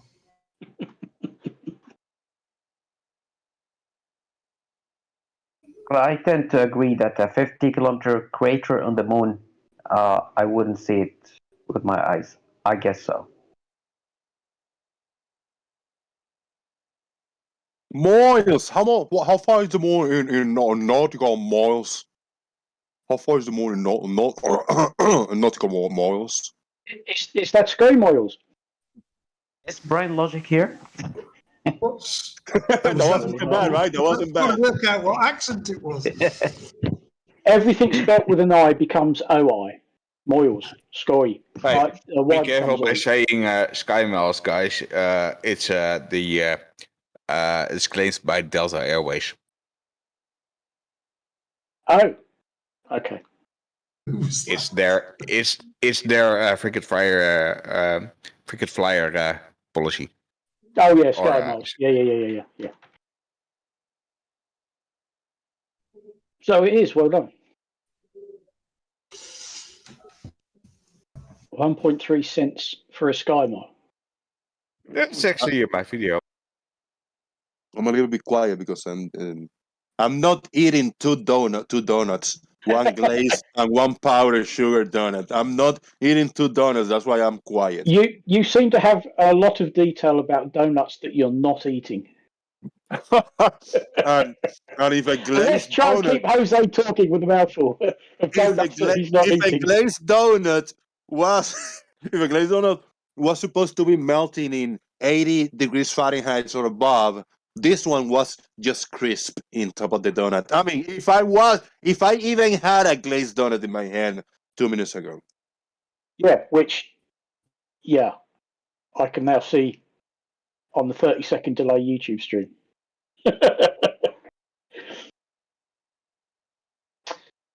Busted. Well, when Honestly. you finished your donut, next question. Eating on stream is terrible. Next question, Brian Mavitt. Garden. When your mouth's empty.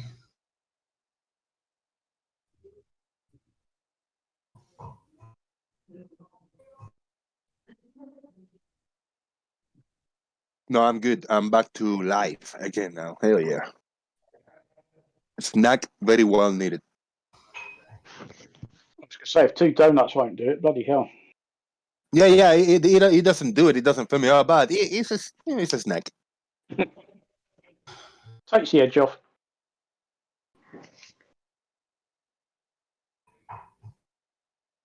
Let me screen share this really quick. So if I screen share that, it's a 7-second video. Translation of Brian Logic's last 2 videos.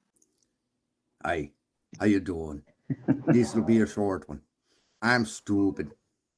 Thank you very much, John. That was a quick screen share. And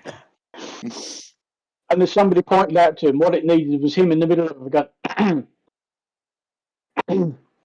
Because Brian's forever doing that. And yes, if whoever is seeing me on YouTube on camera and is actually looking at the screen, all these whitish areas around my face is not donut powder. It's not, definitely. Ain't? It's white hair. It's lint.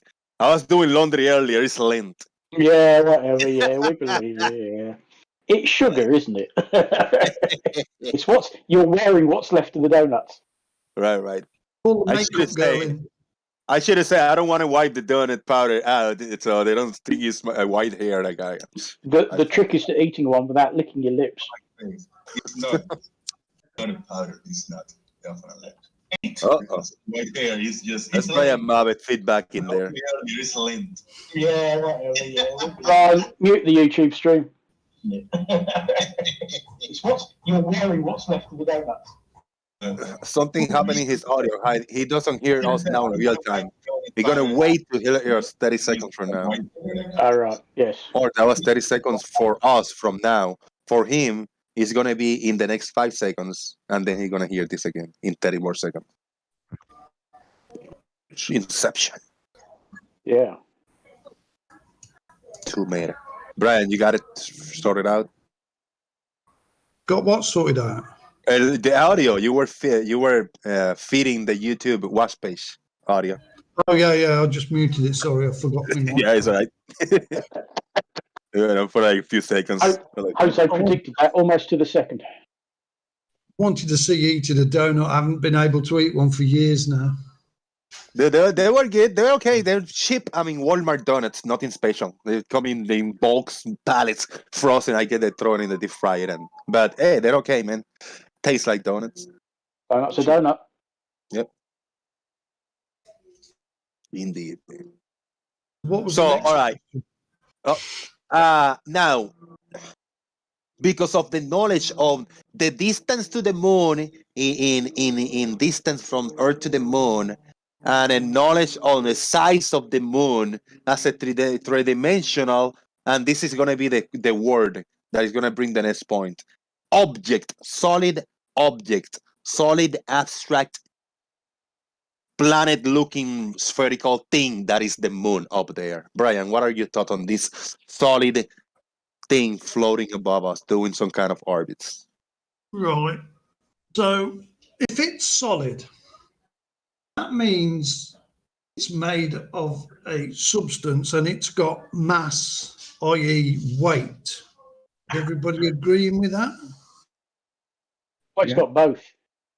Because they're not the same thing, of course, are they?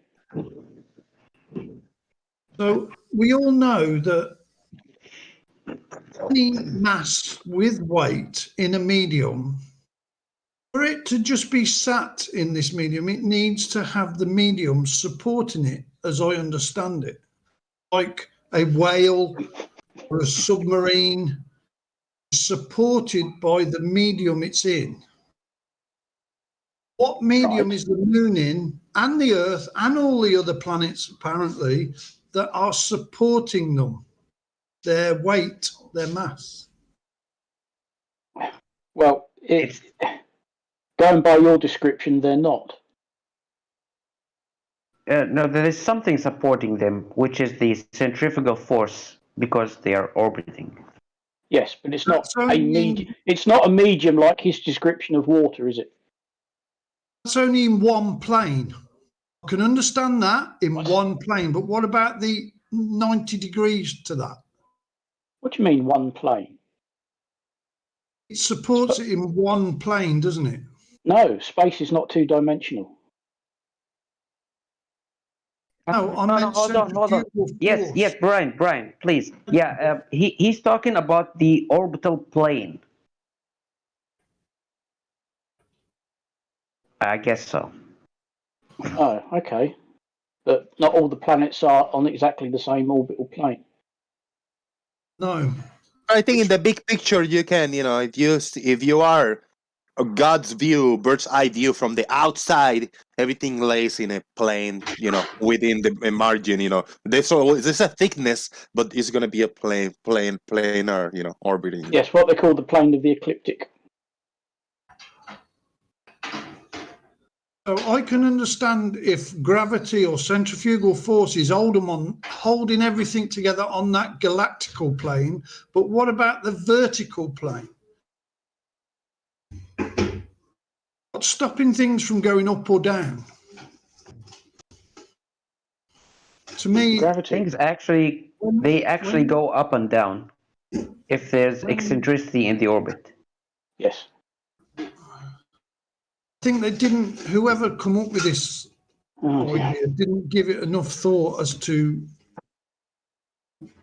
what it has to be doing with the physics that we know and understand today. Susan, for fuck's sake, I want to talk. I'm trying to do the fire. She's stoking the fire up. I don't blame her. Not like this, I'd be stoking the fire up if I had a real one as well. Good on you, girl. Hope you get cold. Man, oh man, that was good. Good times. Yeah. Susan! Brian is talking to weirdos on the internet again. Yeah. Come on. Stoke that fire, woman. I wish I had a real fire. Good guys.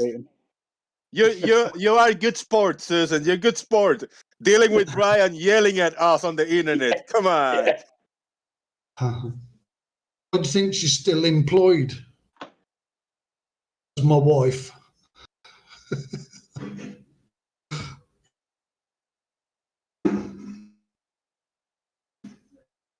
So there's a lot of questions to be answered, really. No, but they've been answered, but you just don't happen to like those answers. Have there been anybody with an alternative, like feasible, palpable with substance about if the moon is not this distance from the Earth, if the moon is not this size, if the moon is not physical, or if the moon is not something that we have learned throughout our lives and have evolved. The information is very particular today. It's very specific.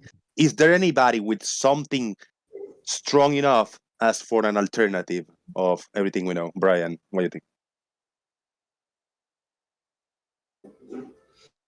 I don't know, mate.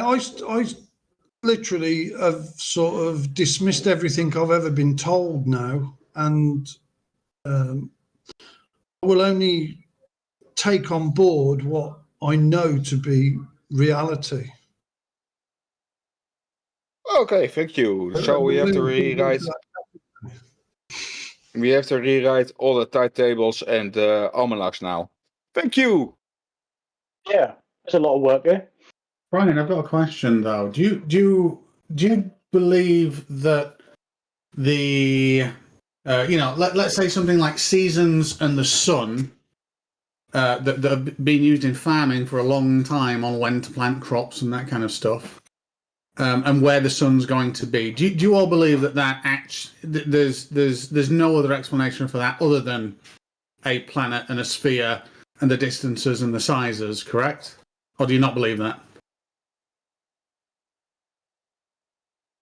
I don't believe anything that I can't verify for myself now. Right. So there is definitely an object we call the sun. There's definitely an object we call the moon. As to their physicality and their positioning, I do not know. So what do you mean by as to their physicality?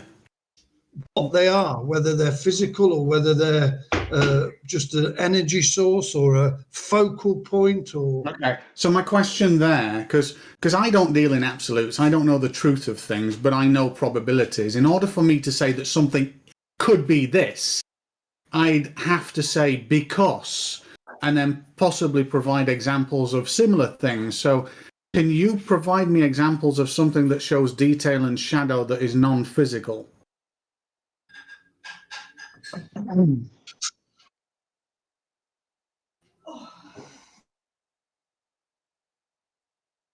What are we talking about? Let me throw a comment, Stingray, a comment in between your point and the previous point that Brian made in this same conversation.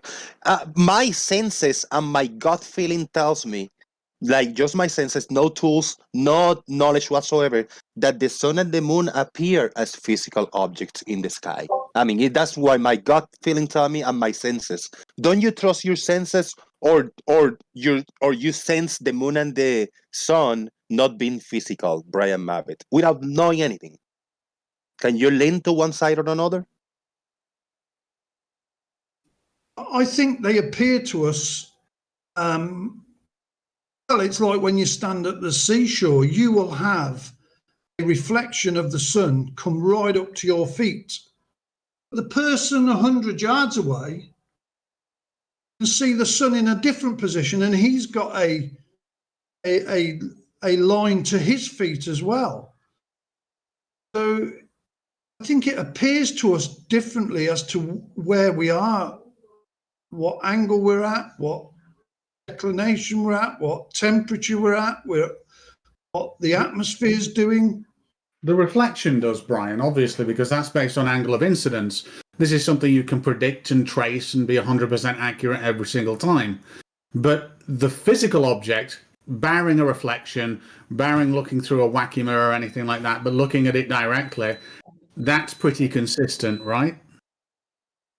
Yeah, I'd have to agree with you. Do you have a computer in front of you at the moment? Are you on a computer? I'm on an Atari. No, you're not.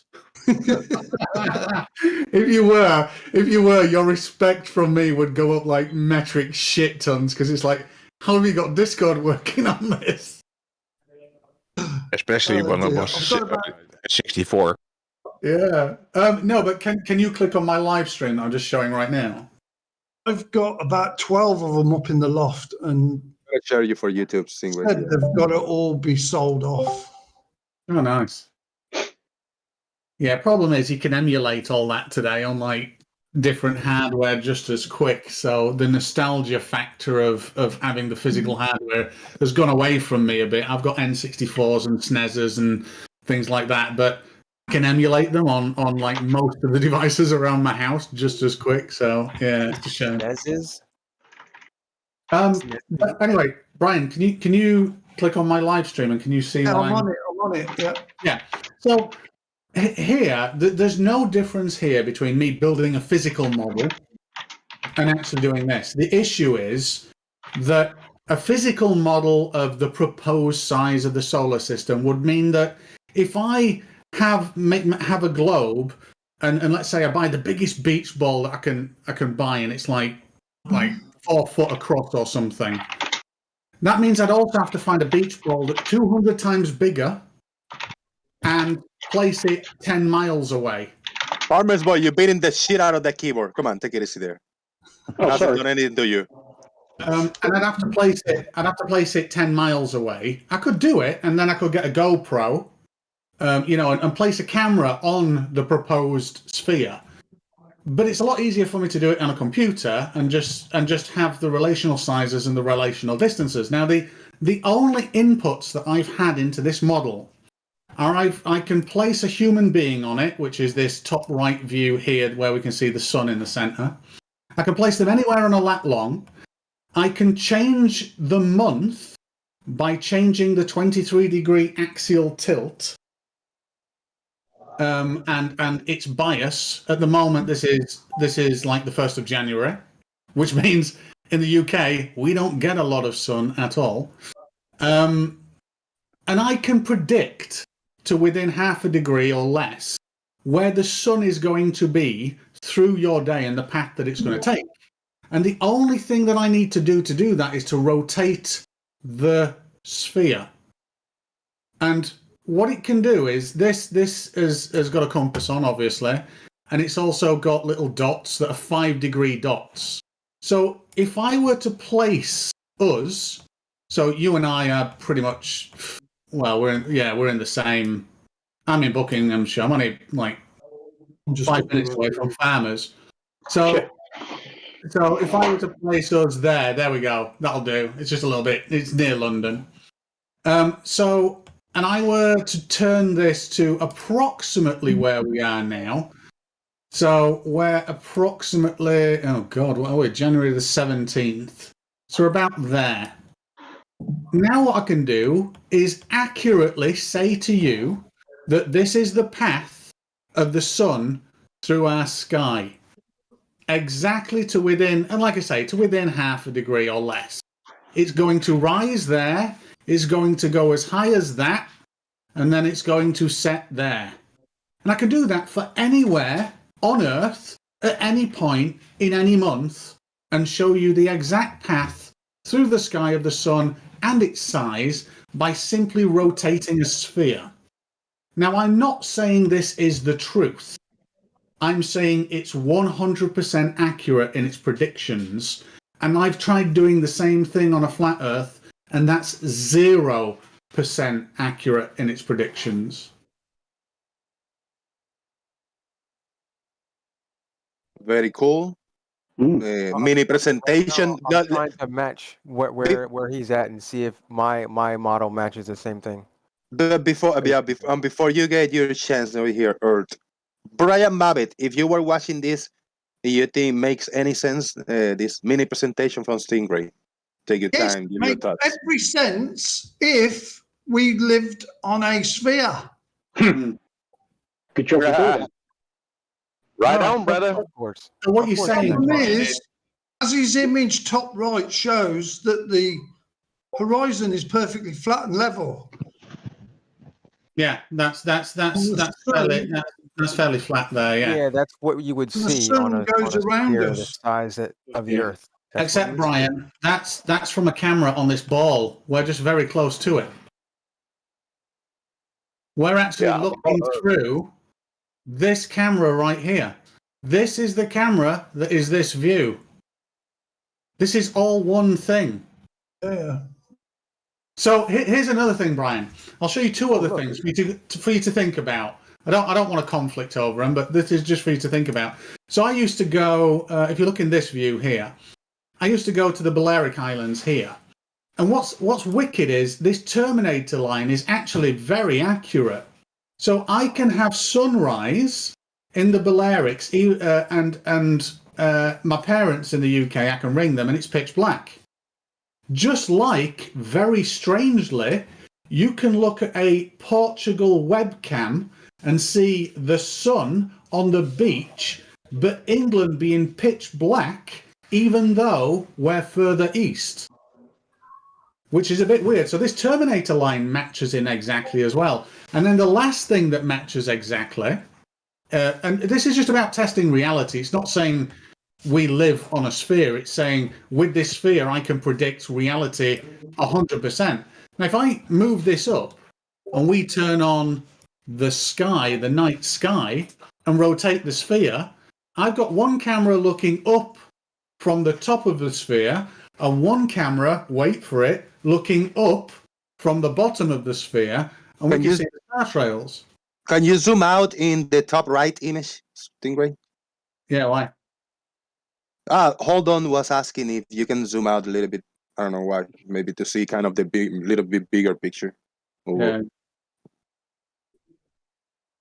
But this is all the same thing, Brian. There's not like one thing is this view, one thing is that. It's all just centered around this planet here and a very far away sun. That's it. Nothing else.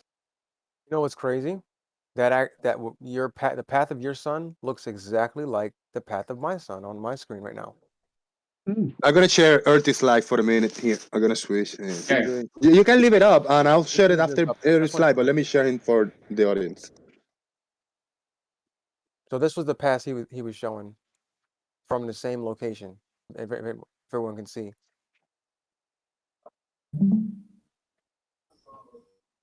Yep, and I'll just reverse it, and it's exactly the same path. Yeah, and that's why. That's why we can't have decent solar panels in winter. Yep. That's cool. Is this an online little program that you're using, Earth? No, this is just Space Engine. Oh, okay, yeah. Yeah. And it matches reality for most of the time? Pretty much, exactly. Right. Brian Mavitt, most of these programs like the Space Engine, the big model that Stingray built, they match reality for majority of the time. No, wait a minute. Just to correct Jose there. Please, yeah. All of the time. All of the time. Now, if it was a majority, it's the same thing with the black swan. You can't claim because you find one swan that's black that all swans are black. No, the majority of them are white. Yet this model, there is no black swan. It works 100% of the time, all the time, and you can use it, and farmers use it, and navigators use it. It's just usable. Yeah. Did you say you image this? You put this onto a flat Earth model? Yeah. Do you want to see? Yeah. I mean, let me try to at least attempt to make sense. When he say a flat Earth model, he put it on a flat surface, and you also try to rearrange the continents a little bit, right, Stingray, in order to make it, in order to make it match reality. Yeah, I mean, what's brilliant? I mean, if you just show my screen, am I still sharing? Yeah, I'm Yeah. Is this the one you sent me? Yes. So what's brilliant about making a model is I don't need to go away and find a massive table and then have a ball swinging around. And what I can do is I can move this sun to every single position on this disk while the sun is making circular motions and see if it matches reality. Now, I'm actually placed. You can't see because it's a little bit dark. But I'm actually. Wait a minute. Let's put us in Buckinghamshire again. There we go. We'll do maybe a little bit touch now. There we go. So now I'm in Buckinghamshire again on the AE map. But the important thing here is it doesn't actually matter where I am on this map, because anywhere on this map that I place this, any location trying to match my reality when I walk outside simply doesn't work. Any size that I make this sun, any distance in height that I make it, simply doesn't match reality when it rotates round. It just simply does not. And I've tried, and I've actually come up with some wicked invented physics to try and make this work as well. Undiscovered physics, Brian. I did that ages ago, before you'd start coming on, Jose's. I even invented a form of mass attracting mass that can actually work on a flat Earth. Oh yeah. Like, I didn't. I butchered it from a very old, a very old theory, but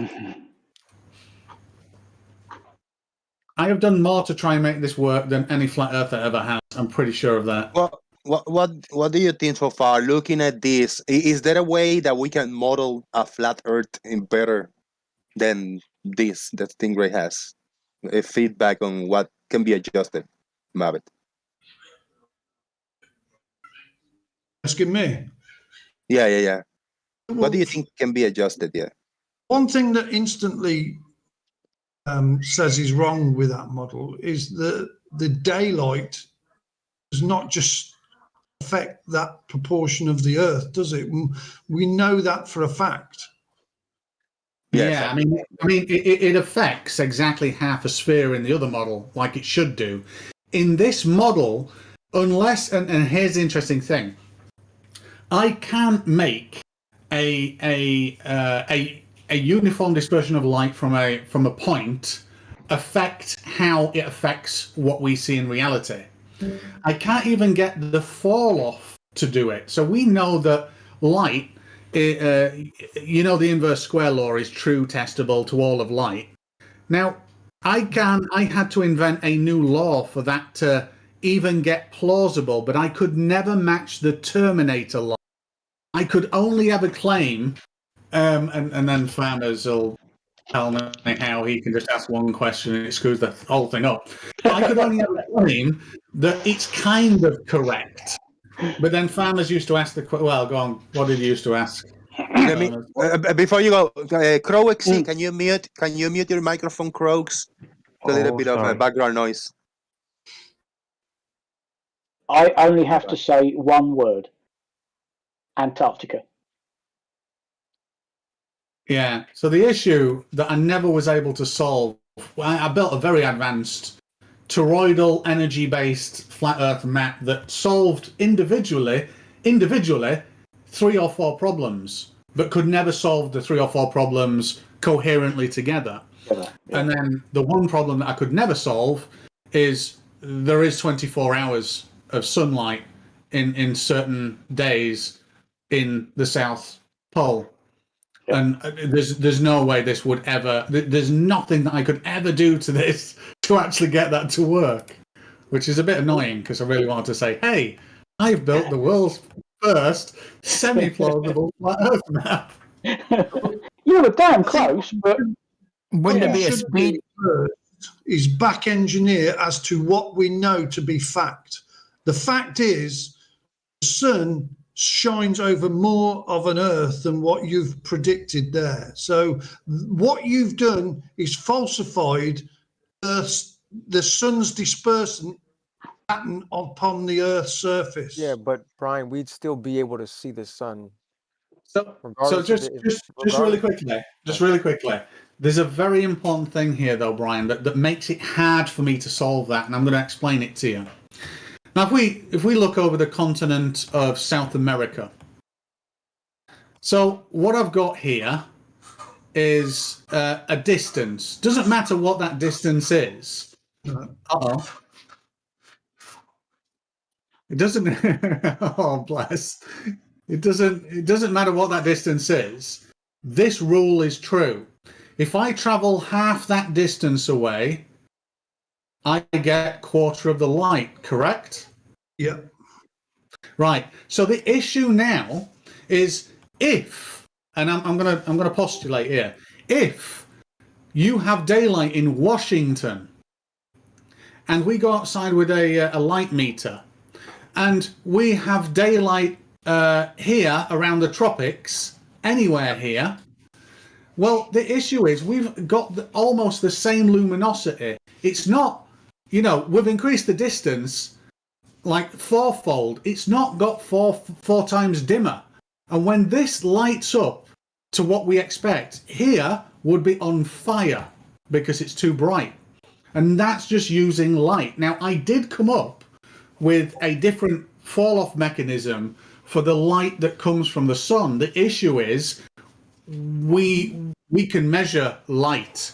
We know a lot about visible light and EM, and we can determine, we can produce that here on Earth and we can measure it, and it doesn't match. And that was another issue that I had. So what I had to do to fix it, and I say fix it loosely, is I created an unknown toroidal field which emanates out from the middle, comes round, and you can think of it like a donut, or a donut with 2 kind of rings, whereby the rings intersect around the tropics. And light bends progressively based on those fields that are generated. And it would allow me to have sunset on a flat Earth, something that I wouldn't have, but it wouldn't solve the distance problem of the energy of light. So I had to create a new thing for energy of light. But then again, it wouldn't work. Even with all this effort, it didn't work with, well, how's it light up the outside ring for 24 hours? Sure. And the issue there, Brian, if we just quickly go back to it, is in order to get 24-hour daylight in the southern Arctic region, all we need to do is be in winter, our winter, not Australian winter, and look at the Arctic continent through the day and just think, oh yes, look at that. That's what happens. And coincidentally matches the Terminator line around the edge of the Arctic region as well. So that wouldn't be just a one-off. That would be for months on end, presumably. So so if we look at, I'll change it to be Australian winter and our summer. Yeah. So if I were to while you switch that, Stingray, big massive thank you to Citizen9 for supporting and hooking me up with big Fiverr on PayPal. So here's another Fiverr from Bonnie Scotland. Hope he helps out a bit, bro. Hey, he helps big time. It's more than what I had, brother. So thank you very much, Citizen. Appreciate it. Don't accept Scottish money. None of the shops down here will. So if we look now, I'm setting it to April. So we can see now that a portion, as in the dead center, the true center, not magnetic reading, is actually in pitch black here and always. And eventually it'll cover almost all of it so that only the outside rim will be in light for a very short period of time. Again, that should be for months? Any Yeah, months. So from it depends where you are, obviously. But I would say starting from, and I don't know this, I've never looked it up. I'm using this model to predict it. But I would say if you were in the middle, yeah, I would actually say if you were dead in the center, starting like the 1st of April, or just before, it would run for approximately 6 months, yes. Pitch black. Yeah, well, yeah, I mean, it's starting, so let's say 4 months of pitch black if you're around here. But if you were dead in the center, it will be very dark. You wouldn't see the sun, but the sun might still bleed light wrapped through the atmosphere, kind of thing. So I can't say pitch black, but certainly for 4 months, pitch black, yes. Stingray, that looks CGI to C4. What can we say about it? Do we witness that? Yeah, the observatories in thing, you have time lapse of it. It's wicked. Like the Wish of the West, wicked. Big shout out to everybody in the call. We have Tiny Captain, Mars Mushrooms, Left Bro Lane, Lowry, Farmer's Boy, 11th Chimp, Ortiz Life, Crow XC, Brian Mabbit, and the Stingray. Stingray is up on screen for YouTube. That's very cool, bud. Why don't we go back to the flat Earth model and we, in the sun, we can maximize how much brightness it will emanate from the sun. How much brighter can you get? Can we do that, Stingray? Yeah. I'm just setting this back. I realized I had an error. Yeah, just a constraint error, not an error in the model or anything like that. So yeah, with this, I mean, we can increase the energy output of the sun, which is interesting, to say the least. We can actually output a lot more light, but the issue about following that law is because, and we can think about it really simply, is if we look at the distance let's put this over land. If we look at the distance, America will do. So if we look at the distance here, from here to, let's say, Cuba. From here to Cuba, we've got a certain amount of light. Doesn't matter what that is. We'll call it a unit of 1. Now, if we double the distance, we've got a unit of 0.25. And that's not what we see in reality. But guess what? That 0.25, if we double the distance again, we still get light over here, albeit very dark. We're actually lighting up the Philippines still. And, unfortunately, South America and Argentina, not that I'm biased, is getting really cooked. Damn it. And Brazil. I tried that adjustment, Brian Mavitt. That one will not work in the with the size and the distance from the sun, and the brightness. What kind of settings we can do? Get it smaller, maybe closer? No.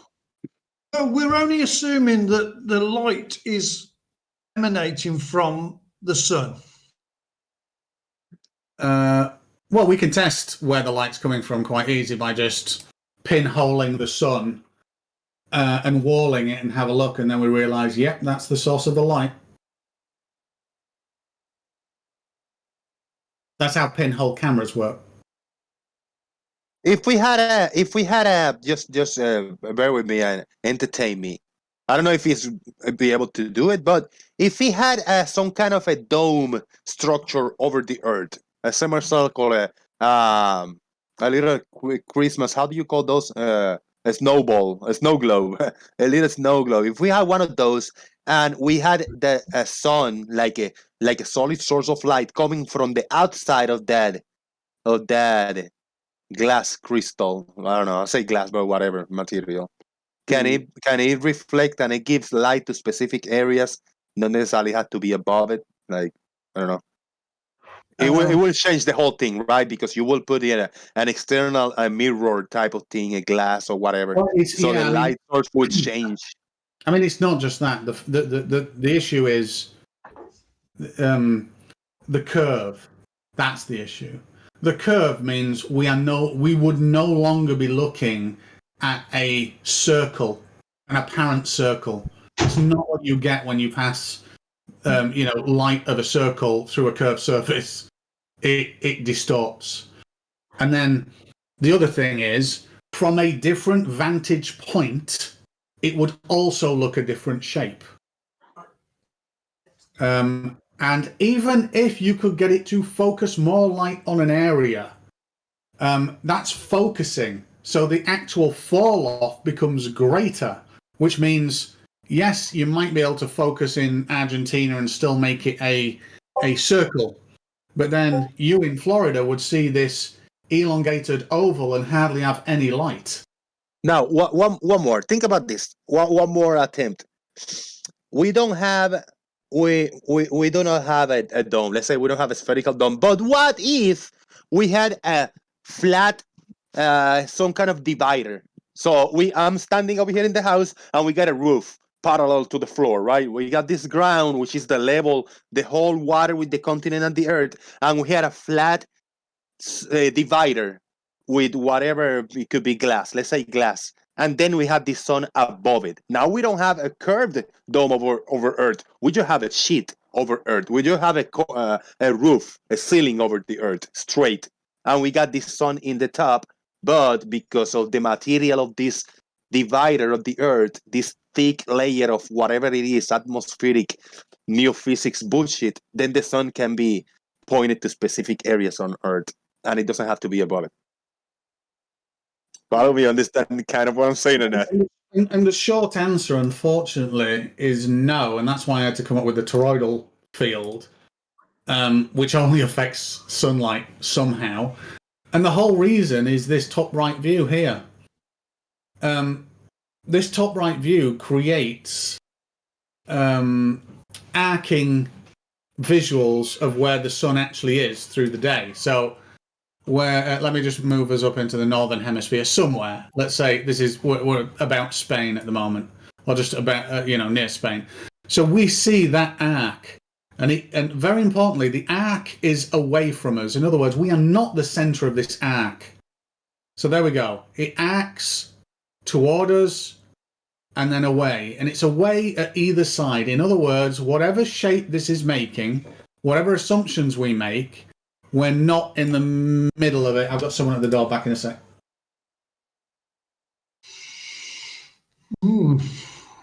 Thoughts, Brian first, and then anybody else. Any thoughts, Brian? What do you think so far?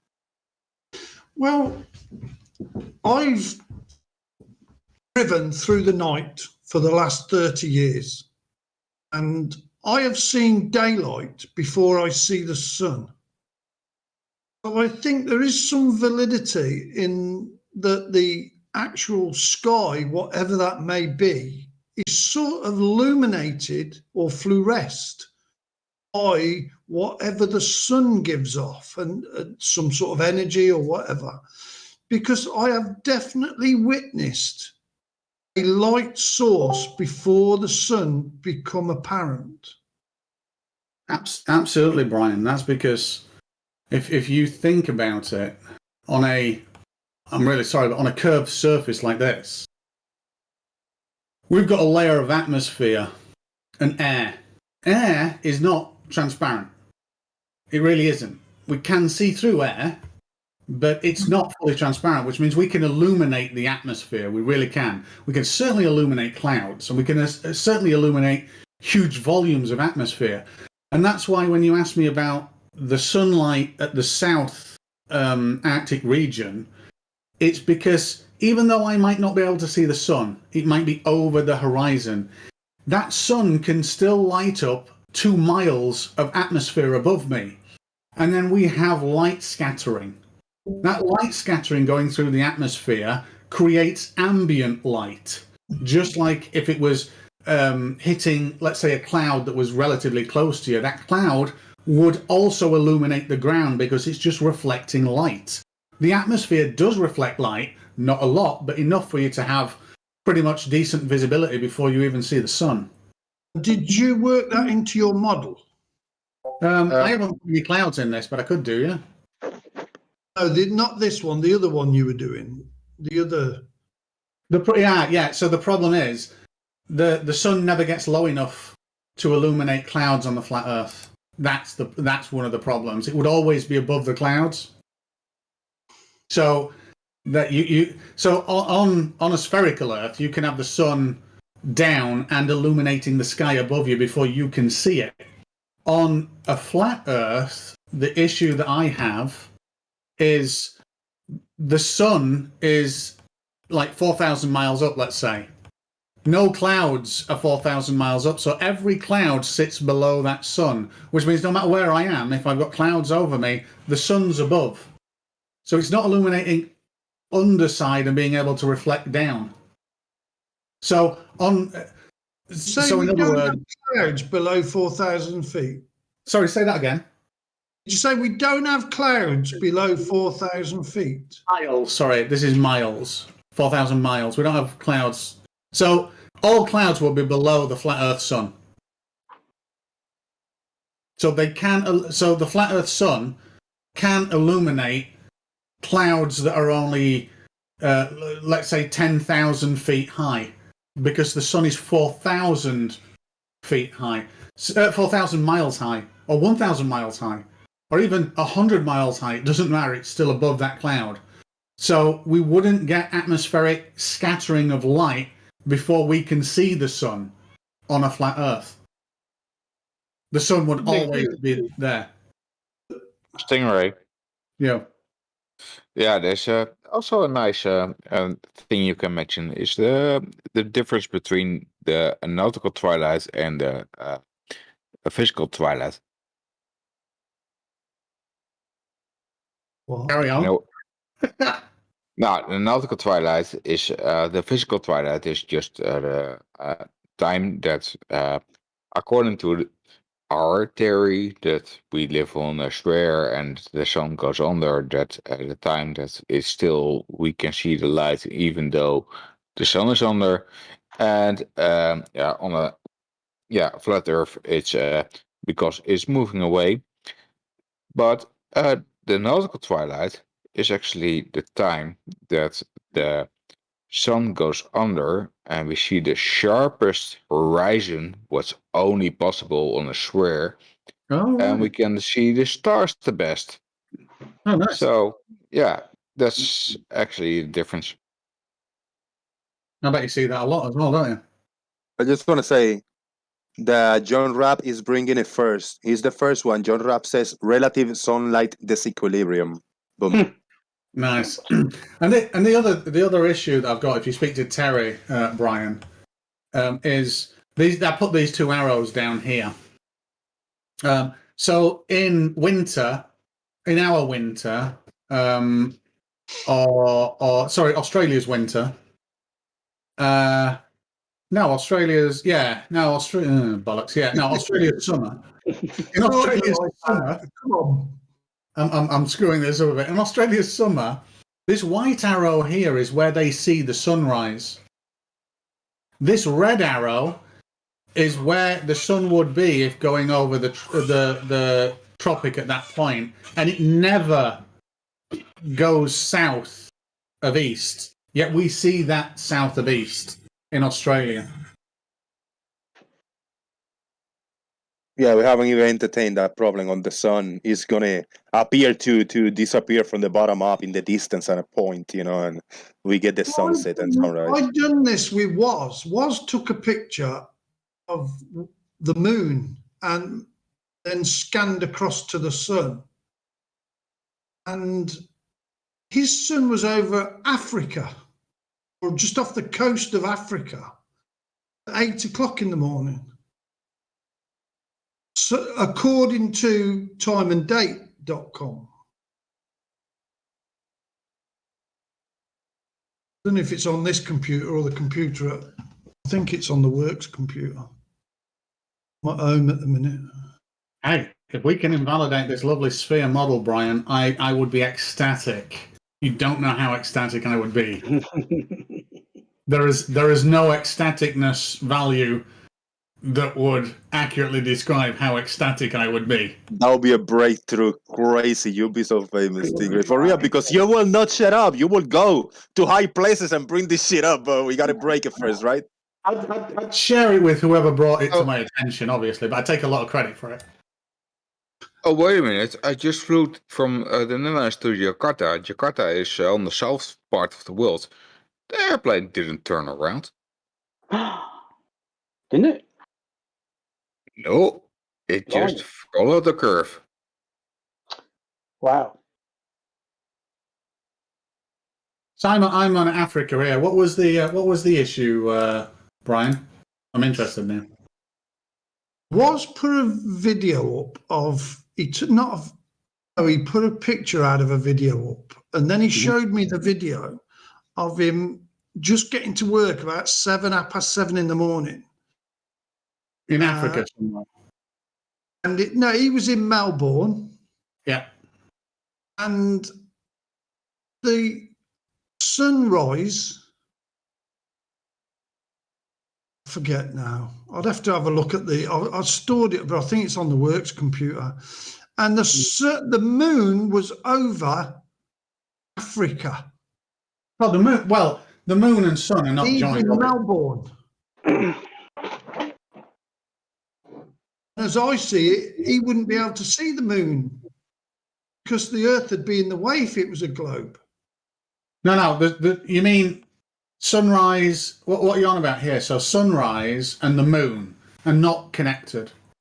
He got the sun and the moon in his sky at the same time. Yeah. I've seen that. It's pretty awesome, and it's predictable with this model. With the model. In fact, I'd even spend some time, and I'll put the orbit of the proper orbit of the moon in and show you how it's possible, and how not only is it possible that this model will predict it 100% of the time, all the time. I can do that quite easy. You're saying quite feasible to see straight through the globe to see the moon? No, the sun and the moon are not on opposing sides. They're different orbits. The moon orbits the Earth every 28 days, is it? 23 days. A number of days. That's that, and we rotate once around the sun. Once every day. We rotate in relation to the sun. So those two mechanisms are not bound at all. The moon is not the opposite side to what the sun is at all. That's not what happens. I've seen it many times. The sun illuminate. I've seen the moon in the morning illuminated by the sun, and the sun coming up on the horizon many times. I love it. But like I say, it's 100% predictable with this model. 100%. Never wrong. And I can't do it now because I have to get some figures. I don't even know. I think it is 24 or 28 days for it to rotate, but the orbit of the moon. But it's incredibly easy for me to add to this model and make it 100% predictable, where I can tell you where that's going to happen on the next day and where you can see it. Easy.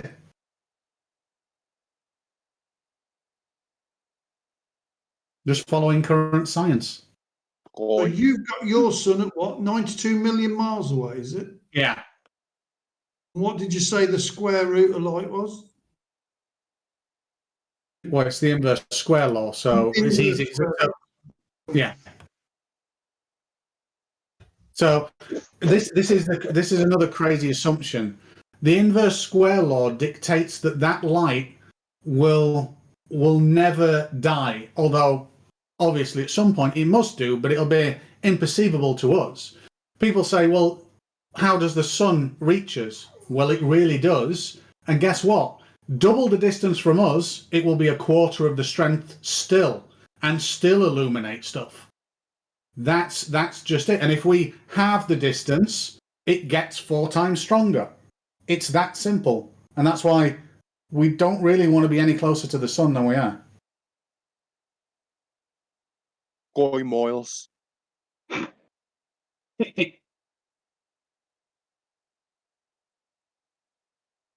Skoy moils. Yeah, don't do an Irish accent, Jose. It's not. You can't really do that. Or practice more. Thank you. Are we saying the sun is 8 light minutes away? Yes. And how far's Polaris? How far's what? Polaris. North Star. Oh, Polaris. Well, there seems to be some argument, but it's in excess of 300 light years. Yeah, I heard 434 light years. That's the maximum figure, yes. Yeah, with distances like that, Brian, we can never be. It's not like we can measure those distances accurately at the moment. We get more accurate with better sensory equipment. We absolutely do, and then we'll revise the figure. It'll go from X amount to Y amount because we got a little bit more accurate. It won't change massively. Sometimes it might, but when I say massively, you might think like 500 million miles is a big change. But in galactic terms, it isn't. We just got a little bit more accurate. Well, I was more concerned about the square law of light. Yeah, no, that's fine. That's fine. From 8 minutes to 434 light years is a bit of a step. Yeah. Billions and billions of miles away. Yeah, one of them you can stare at your entire life with the naked eye and not feel any adverse effects. The other would make you blind in 10 minutes. That pretty much stands to reason, right? That's a big effect. And don't forget, Brian, this is the other thing. If it's double the distance, quarter the power. So in effect, even though infinity isn't a quantity, you can say that light can actually travel for infinity, and now it just becomes, well, how dim can it be for us to perceive it? And hopefully, with the James Webb Telescope, it's going to have to be very dim for us to to not perceive it. But that light will travel with degradation less and less and less over the same distance. That's what the square law does. So every double, it will just will it's plausible. It's incredibly plausible if you work out the energy output and then the distance and what you expect to see with the luminosity and test it, you'll actually realize, oh yeah, that's true. So where would we have to put the sun to the point where we could not resolve it or see its light? So here's the thing. They're two very different things. Resolving is one thing. Seeing its light is another. I cannot resolve Polaris, but I can see its light. Now, it's the same reason why the airline pilot on the ground doesn't see the laser that shot at him in the eye, but he saw the laser. So it depends what you're asking. There's two different questions there. That's the reason why we in piracy area are not allowed to have any lights on, because you can see it over the horizon, because light is visible for a very, very, very, very long time. I thought we'd got a measurement for that.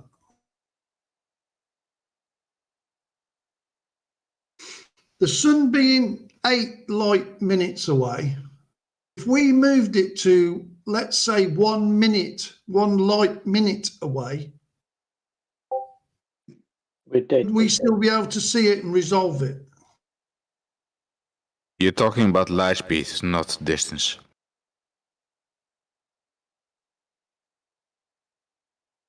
Well, it is a distance. That's what I thought. 1 light minute is the the distance that light travels in 1 minute. Yeah, it's true, but you can't see that. So this is this much distance. No, it can be very, very, very far away, but yeah, it was there in the time. That is what you can say with light speed. Well, if we work it out like this, if the sun was a mile off our surface, it would fill the whole sky, wouldn't it? Yeah, but now we're talking about size, not power. Yeah, size, yeah. It would fill the whole sky. So we move move it 8 light minutes away, which is 92 million miles apparently, and it's the size of a coin at arm's length. Yeah. Right. Yeah. So if we move, that's 8 minutes. If we moved it 1 light hour away. No, let's start 16 minutes. Let's double it up first to have the idea, Brian.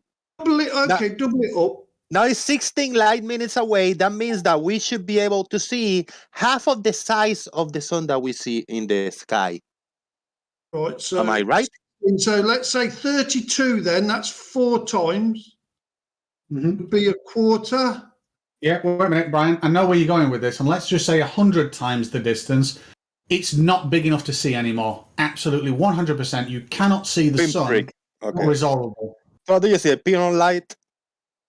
However, because it's emitting light, that light reaches you, and you can see it as a light source, just like the laser. If I stand across the shore and I shine a big torch at you, and you looked at me with a telescope, you might not be able to see me holding a torch, me at all, or even the other side of the shore. But when I turn that light on, that light travels across and hits you, and that's what you perceive.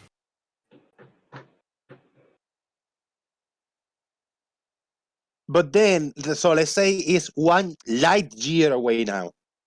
That light is already there. So how do we know it's a light year away without measuring it? Because we're not going to be able to measure how long it took the light from that 1 light year away to the Earth.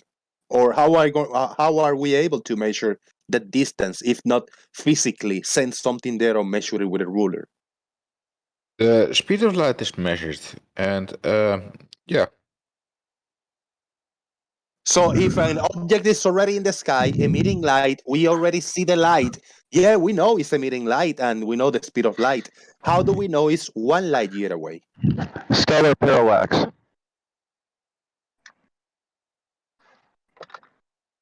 Stellar parallax. Stellar parallax. That's right. I So what have you no do is idea. you look at your star, and you compare it to the stars that you see behind it. Then you wait 6 months, get to the other side of the orbit of the Earth, look at the same star, see if the stars behind it shifted. If so, how much did they shift?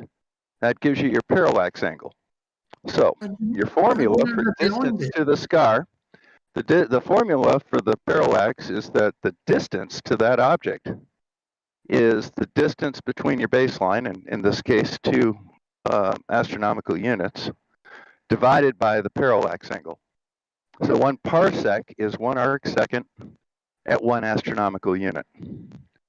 So Polaris, for example, is 132 parsecs away, or 420 or so light years. There's 3.26 parsecs, or 3.26 light years per parsec. So and that's how we tell. So you need other objects in the sky, other stars and objects in the sky, in order to know the distance from the Earth. Correct. There has to be a background star that you have to look at background stars. And those stars are presumed to not move, or if they do move, they're presumed to move less than your foreground star or your foreground object is. And what is the base distance? What is the base distance of those? Where do we get the distance of those that we are comparing, the one that we want to know? It's an astronomical unit. It's the distance from the Earth to the Sun. That's why what you do is you measure it. You wait 6 months until we're on the other side of the orbit, then you measure it again. So that's your baseline between those 2 points. It's like being in a train and watching the outside the window. The farthest point seems not to be moving. Correct. Now, when you do, for example, the transit of Venus, all right, you can get the parallax of Venus against the Sun, but the Sun itself. Okay. So we're talking about the distance. Are we talking about the distance of Venus, right, from the Earth? Yes. Okay. So what you do is you measure the parallax of Venus against the Sun. However, the Sun itself also has parallax. It's much smaller, but you have to take that into account, and that's calculated separately. So you figure out what the parallax of the Sun is, then you look at the parallax of Venus in reference to that, and then you normalize the parallax of the Sun. So for one, the true parallax of Venus. So for one individual star or planet, we cannot know what the distance is unless we use another objects with known distances. That's kind of really strange. No. Even the Sun. Yes, it is. No. You can. I mean, it is strange. For you, it's a no. But for me, it's very strange. That's my answer. No, I mean, you can literally measure. You know, you can take a photograph of Mars, for example, and then from the exact same spot, 6 hours later, take a second photograph of Mars. You'll see that the background stars have shifted because of parallax, and you know the distance that the Earth rotated in that 4 hours. You can find your baseline from that. You can find the distance to Mars. That's how you can find the distance to the Moon with parallax, for example, even though it's a much closer object. So the baseline yeah, is you the can Sun, change your right? baseline by 1,000. Yeah, you can change your baseline by 1,000 miles. Scott Manley did it where he was in San Francisco, and he did it with somebody simultaneously in Rio de Janeiro. They both took pictures of the Moon at exactly the same time that had Venus or had Jupiter and Saturn in the background of the picture.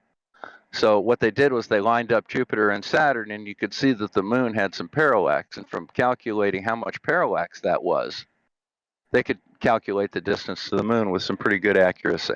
But they needed to really know what nice the distance. video. They needed to know a number for the distances of the Saturn and Venus, right? The objects they were looking at. They needed to know those. No, you can measure that directly because the angular distance between those two is known. All right. Exactly. So that's what I say. It's the known part is is what I'm questioning. How is it known? Yeah. Well, you can measure it directly. Anybody can do it. Jose, if Anybody, you want to anybody know, can measure angular distance with no problem at all. sorry, Bob. But Jose, if you want to have a measurement of anything, how do they come up with a measurement? They have to have a point, and everything you measured is compared to another point. So measurement of a star is also compared to another point, and so on, so on, so on. But it's all That's how it works in the by sky, but not proven points. not on physicality here on Earth. It doesn't work like that because if I want to know the distance from my house to the other, I throw a ruler directly from my house to the other. I don't need another house. I don't need something in between or parallax behind a house behind to know the distance. So there's no distance measure directly from the Earth to the moon or from the Earth to the sun or from where the Earth to a specific star or planet. Jose, There's no distance measure like that. You need another something else. That's what I'm saying. Jose, the problem that you're running into is you most definitely can measure the distance from one house to another by parallax. It's not the most convenient way to do it. The most convenient way to do it, where you can't do a Google great circle distance between the two, just draw 2 points on a map. You need to, if you can't do that, you need to go to the next best thing, which may very well be parallax. You can easily measure the angular separation between Jupiter and Saturn. You can use a sextant for that. But the most direct measurement is directly measuring from one object, like is the surface of the Earth, to the other, which is, let's say, the moon in this instance. That's a direct measurement. That's a direct measurement of angular separation. That's the direct measurement. No, it's the measurement from the surface of the Earth to the surface of the moon, a direct height in distance, a direct measurement in distance. The way you just described with just using a ruler is how to actually test if the other measurement ways are also correct. And actually, if you do it the other way, is also correct. So then you can use the other ways for larger distances where you cannot use a ruler. Very well put. A big, quick, big shout out to John Rapp. John Rapp hooked me up with another $5 by John Rapp for an energy drink, which I will buy later. Thank you very much, John Rapp, for your support. I appreciate it. Flip Flop is showing his colors today. Go ahead. Can I just seeing as Dr. Bob is here, Dr. Bob, I have sent you an email which I think you've missed because you seem to be quite a busy man.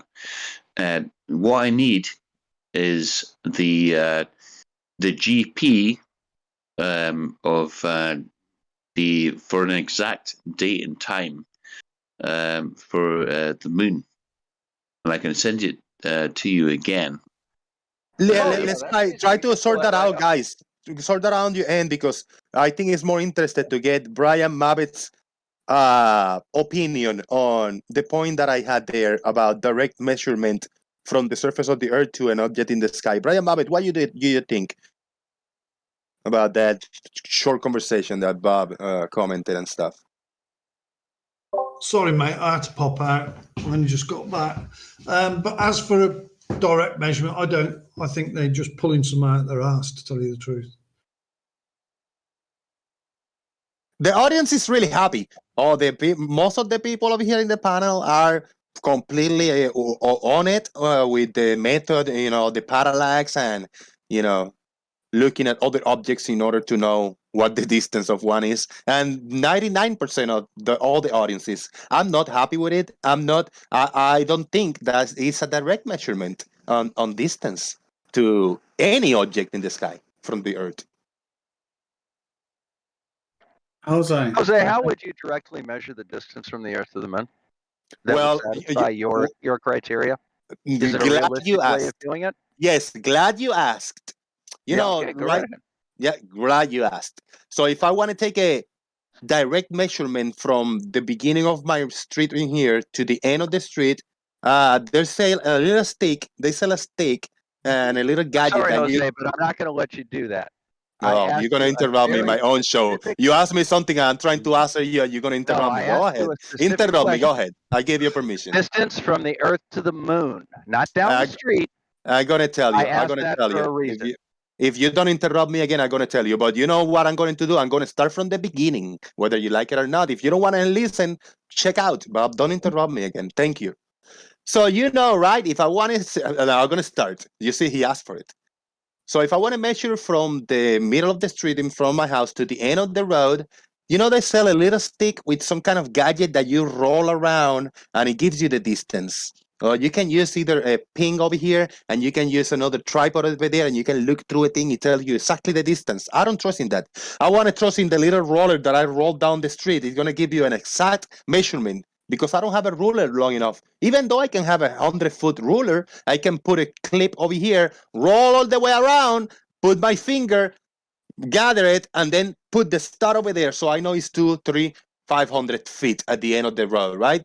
Now, we can put some kind of a device like that in a rocket ship or some kind of a spacecraft, but that's going to measure air. So I'm going to test that here on Earth. I'm going to launch that from point A to point B to see if the measurement is correct. Once I know that the measurement of this rocket going through the air is measuring a right amount of distance, then I'm going to shoot the rocket up to the moon and I'm going to start measuring until it hits the moon. When it crashes the moon, it's going to give me the distance from the Earth to the moon. How unrealistic, how realistic is that, guys? Please give me some credit. Brian Mabbott, you first. Your thoughts and then everybody else. How about that? I think that's an absolute ingenious idea. Just one little snag, as I see it, there's no air between Earth and the moon. Is there? Yeah, any thoughts? What do you think? The rest of the people over here in the call on that system that I came up with, something that I know that if this airplane rocket is gonna fly, it's gonna give me an exact distance of what's gonna fly. I'm gonna have to physically fly it from the Earth to the moon to know the distance. Go ahead, man. Jose, I think Dr. Bob's point was you can have inference, you can have derived information. That doesn't mean that it's wrong. That means you account for an error margin. It's the same reason why we revise like astral distances, is because we get better at it. Now, with basic trigonometry, we can derive the opposite, the length of something that we're looking at, given the height of something, given a known distance and an angle. Now, increase that distance a lot, a margin of error creeps in, and that percentile just gets a little bit more and a little bit more because of atmospheric distortion, because of the sensitivity of however you're actually recording or measuring the angle. But it's the same thing with parallax. If I know that something is 10 meters high, and that's all the information I've got is 10 meters high, and I know that it's at a distance, and I know that it's moving at a certain rate, I can derive the distance from that, from objects of known measurements in front. And I can just keep doing that and doing that and doing that. And yes, the further out you get, the more inaccurate it gets. It might be the first time we measure it, it's like a fraction of a percent, 0.1%, because we're measuring like 100 miles. But then we measure to the moon, and that might be like 0.2% out. So now it's 0.21% out because we add the two together. And then we measure the distance to the sun. And we might even get like a 0.3 or 4% out at the distance to the sun, and then send it out to the stars and things like that. We might have a 2% inaccuracy. That doesn't necessarily mean the information's wrong, and it doesn't mean that it's not usable. It's incredibly usable. And by the way, given known constants like the speed of light, we can just bounce shit off the reflector to measure the distance to the moon. Exactly. measure the time. Yeah, but how much is a minute? A few minutes. Let's say it's 2 minutes for the light to reach the moon. No, So it's not even. It's seconds. I don't know, 5 seconds. Yeah, seconds. So let's say 5 seconds for the distance or the light speed to reach the moon. So we need 10 seconds in order to receive that information, because we need to shoot it to the moon, we need to bounce, and we need to receive it. So we need 10 seconds in order to know 100% accuracy the distance to the moon. Now that for the sun, we can do that for the sun. So we need 16 minutes now to do that with the sun. Yeah. Right. So just now, but before you tell me that is, I believe that can be done. How can we do that with anything else? I mean, the planets. Maybe you can do that with the planets. It's going to take you a few hours. Maybe it's going to take you a few minutes. But how about with any other object beside the sun, the moon, or the planets? Stingray, something that is 1 light year away. Tell me about it. I don't measure anything that's 1 light year away. But by the way, with the technique of bouncing something physically, if I want to measure the sun, it's going to take me 16 minutes for me to receive that information. So for a star that is 1 light year away, I'm going to need 2 light years in order for me to receive the information. How much is 2 light years in normal time over here? Because we don't go in at the speed of light. Yeah, so parallax deals with the differential motion based on distance, or let's simplify it in a single plane, lateral motion based on distance. So the closer something is, the less it, the more it moves. The further away it is, the less it moves. So now we're limited only by what's the smallest motion over what time are we willing to measure of something, and stellar parallax is how they do that. If you ask me, do I do it? No. Would I want to do it? No. Oh, by the way, the return trip of light is under 2 seconds to the moon. Just so you know. Nice. A little variable you forgot there, Jose. Don't forget Earth is rotating as well. So by the time the light gets back to you, receiving station has fucked off. Way off. Yeah, it's off. Yeah, but wait a minute. Not to the moon. Not in 1.3 seconds. No, not in the moon. Not even to the Earth sun. is traveling at 440 meters per second at the equator. So if the observatory is on the equator, it would be 880 meters down the road. It is one rotation in 24 hours. No, he's actually right. Actually, no, I think the distance is way too much. But the concept is correct. In 1.3 seconds, we might have traveled a certain distance. But that doesn't negate the angle of incidence on that mirror returning the light to where I'm going to be. And that's just a matter of synchronization. Yeah, right. You can run. You can actually bounce something to the moon. You can shoot the laser and run super fast and catch it, like, I don't know, 100 feet away. But then to the sun. Yeah, to the sun, you need a car. You need to haul ass to shoot 16 minutes to come back. You need to haul ass in a car to reach the receiver on the sun there. Guys, let me ask you a question. Guys, let me ask you a question. If I'm going along, sat on the flatbed of a truck or something, and there's a wall opposite me, and the truck is moving at, let's say, 5 miles an hour. This wall is about 5 foot away from me, and I'm moving with the truck. So the wall's, so I'm progressing down the wall. Do you think I can bounce a tennis ball off there? Do I have the mental aptitude to bounce a tennis ball off there and catch it again? Yes or no? No. So you don't think I could say I'm going to aim a little bit further forward than perpendicular to me? Yeah, but you're talking about being 5 foot away from you, not 238,000 miles, where 1/1,000,000th of a degree would probably miss the Earth completely. Well, 1/1,000,000th of a degree wouldn't miss the Earth completely. You know what I mean? No, so, like, 1 degree would miss the Earth completely. But the issue there is that's fine if all I'm doing is needing to fire a singular photon or a stream of photons within the width of a photon. Yes, I'm screwed. But luckily, due to light dispersion and the fact that I'm going to fire something in a cone, I don't have to be that accurate, because when the pulse, the electromagnetic pulse, reaches the sun, I don't know, let's say it's 300 foot wide, and I've got gain on this end to receive that back. Now it's directed back omnidirectionally.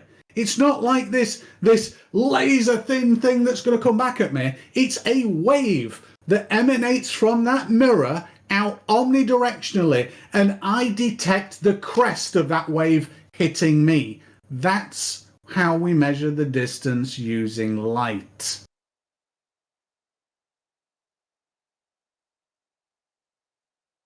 And by the way, all of that was guesswork, because I've never read anything about it, but it seems sensible.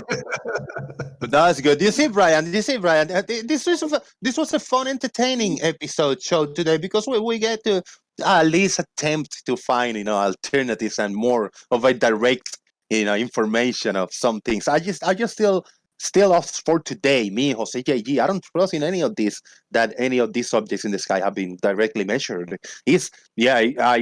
I trust that the measurements given to me are correct, and I trust on the the ways they're doing it, but I just cannot visualize that being an accurate depiction of what it really is.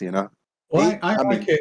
I like it today, Jose, because Brian has given me the rather interesting thing of, well, where's the moon going to be? And I want to add the moon to this now, given what the current heliocentric model says, so that here in England, because he's not far from me, here in England, I can give an exact date and day that will see the sun and the moon, and be able to say which angles they're going to be at in our sky at the same time. I should be able to do that with this model. So I like the fact that after today, I'm going to make this model better because of Brian. Thank you, Brian.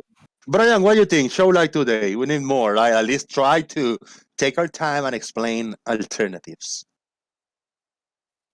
The only thing I can say, it's been good. Sorry. The only thing I can say is that I bought a bottle of whiskey for my quarantine time, but I think I'm gonna finish it in this whole stream. Yeah, you rougher than the beginning of the show now.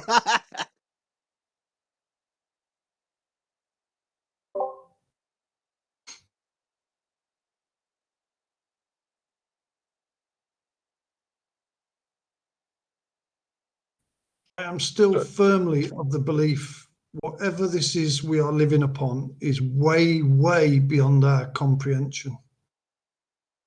I'm with you to some extent there, Brian. To say that you can comprehend something in its entirety, like a planet, studying the geology, plate tectonics, just everything about it is impossible. But for one lifetime, I would say. So I'm with you. The common ground. What good times are we going on today?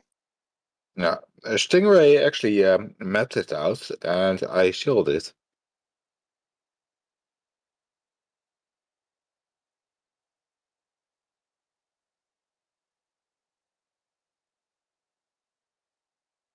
Doesn't add silence there. Yeah, it's a weird time. I want to ask 11 Chimp. What you got to say, man? What's the word? Calling people out of nowhere. Brian, do Gary, man, Gary. What do you think? Is Flip Flop coming in too hot today? Does it make any sense? No, is Bob on? Question. I think I have some good point. I think I have some good points there. I mean, for perspective from the from the down to earth people that are really questioning reality and how we know shit. I mean, that I've just put into the chat there that they tell us this is what our planet system is doing. To me, it is just fantasy. Absolute fantasy. Shout out to the image that Doofus shared. I'm gonna share that. That's all they can do. That's all they've got. That's good, but it's a good image, actually, right? It's all right. I don't look too bad on that one. It's got my hairline down a little bit. It's all right, man. It's all right. Louis, do you have any input? Normally, I like your input. That's about his Barra there, just doing pictures. Good stuff. What should we question next, Brian? Because I'm not done. I'm not done with how do we know the distance to any of the stars or any of the planets, directly from the Earth to those. Yes, I mean, and I know there's an orbit going on and it varies the time, but how do we know then, the closest distance, for example, and the furthest distance from the Earth? I'm lacking in there on understanding. Oh, you say. Oh, who was talking? Yes. Oh, it's me. You say it. You're not It's lighting actually. up on my screen. Who are you? I'm Tiny Captain. Tiny Captain. He's lighting up. Let me Yeah, drop I'm that. lining up. But yeah, it's actually very simple. If you measure here's something close with angles, and then do the same thing to a point in the sky. Yeah. And you can see the difference in the angles, and actually can calculate a measurement out of it, how big it is. And yeah. Surely you have to know the distance. No, you don't have to know the distance first. Because of other points, you can just first measure a point and a point. And with normal calculations, you have the points. Same at what the whole thing with the sections this problem is. They're constantly saying it's measuring an angle between lines. No, it's measuring angles between points and not lines. And that's the whole mistake. What? I knew that was going to be. Surely. It's very simple. With a sextant, you don't measure an angle between two lines. You measure an angle between points.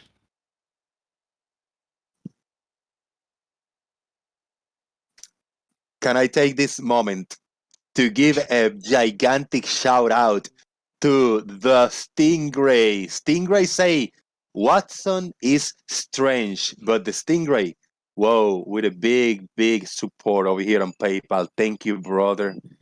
Else today, yeah. I really, really appreciate that, man. That helps a lot. I have no idea, man. I call that a payday. Thank you, Stingray. And Watson, yeah, you're strange. So these points that you're measuring with a sextant, where's your starting point? Where you are?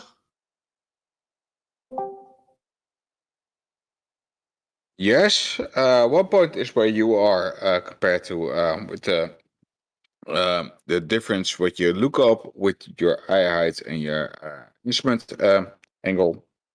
And then you have the other point was the ration with the dip angle. And then you have the start point with the local eye angle and what was the other one? Yeah, local hour angle and the retro hour angle. And with those angles, you measure a circle away from the point you guessed. And that is what you do 2 or 3 times to get a point in those circles. And that's your location.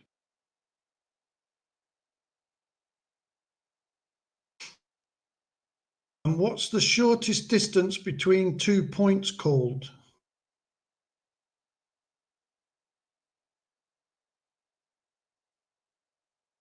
A line.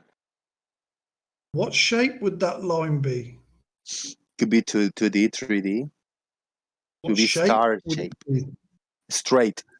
Right.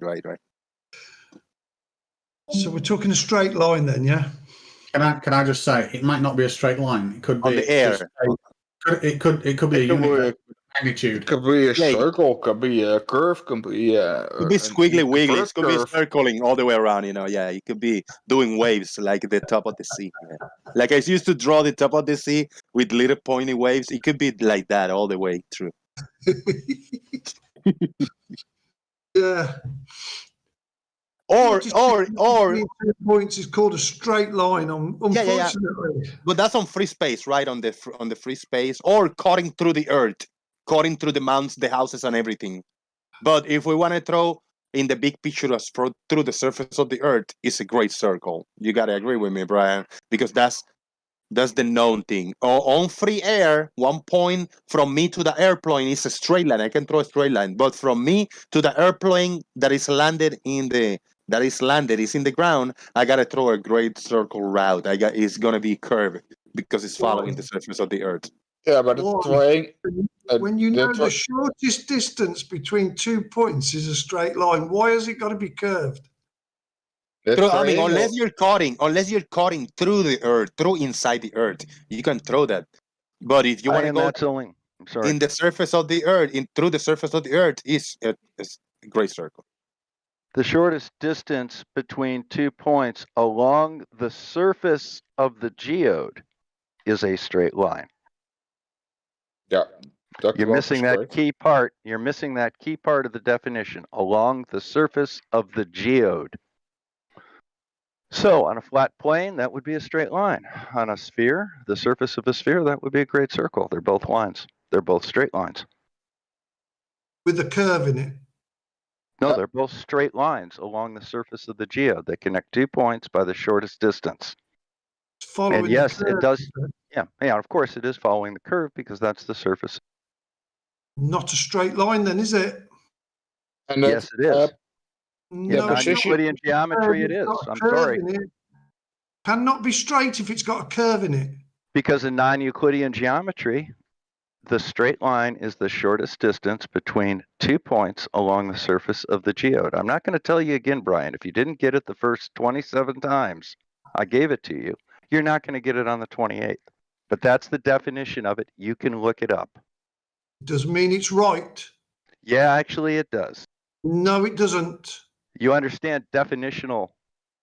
If it's definitional, it's by definition correct. Shortest distance between 2 points is a straight line, not a curved line. Correct. Now, if they've brainwashed you and everybody else to believe a straight line has got a curve in it, mathematics doesn't require straight line on the ball is curved, idiot. It is not my issue. Brian, I know 100%. Mathematics doesn't require your permission. Sorry. I know 100%. A straight line, the shortest distance between 2 points is perfectly straight. On the you can have your own definition if you want and have a curve. On the surface of a geode, you're absolutely correct. And on a sphere, that's a curved line. Thank you for telling my job is wrong because a great circle line is still shorter than a normal straight line. So you say absolutely, and I've already demonstrated that, Brian. You really ought to get out more and look at some videos because I've got that demonstrated very clearly. And for those, sorry, Jose. This is where the brainwashing kicks in now. You see, because you're attacking their religion. It really is. We've had a pleasant evening. Now, No, because yeah, their religion is being attacked, they're Brian, getting you're not. very angry. You're not attacking my religion. You're attacking my job. My job, what I'm already doing for lots of years. And if my job is not real, I am not now in Indonesia doing my job. Oh, wait a minute. I'm not in a hotel. Wait a minute. I don't have to go to a ship. That's ridiculous. Is what? What's your job? I'm a merchant captain.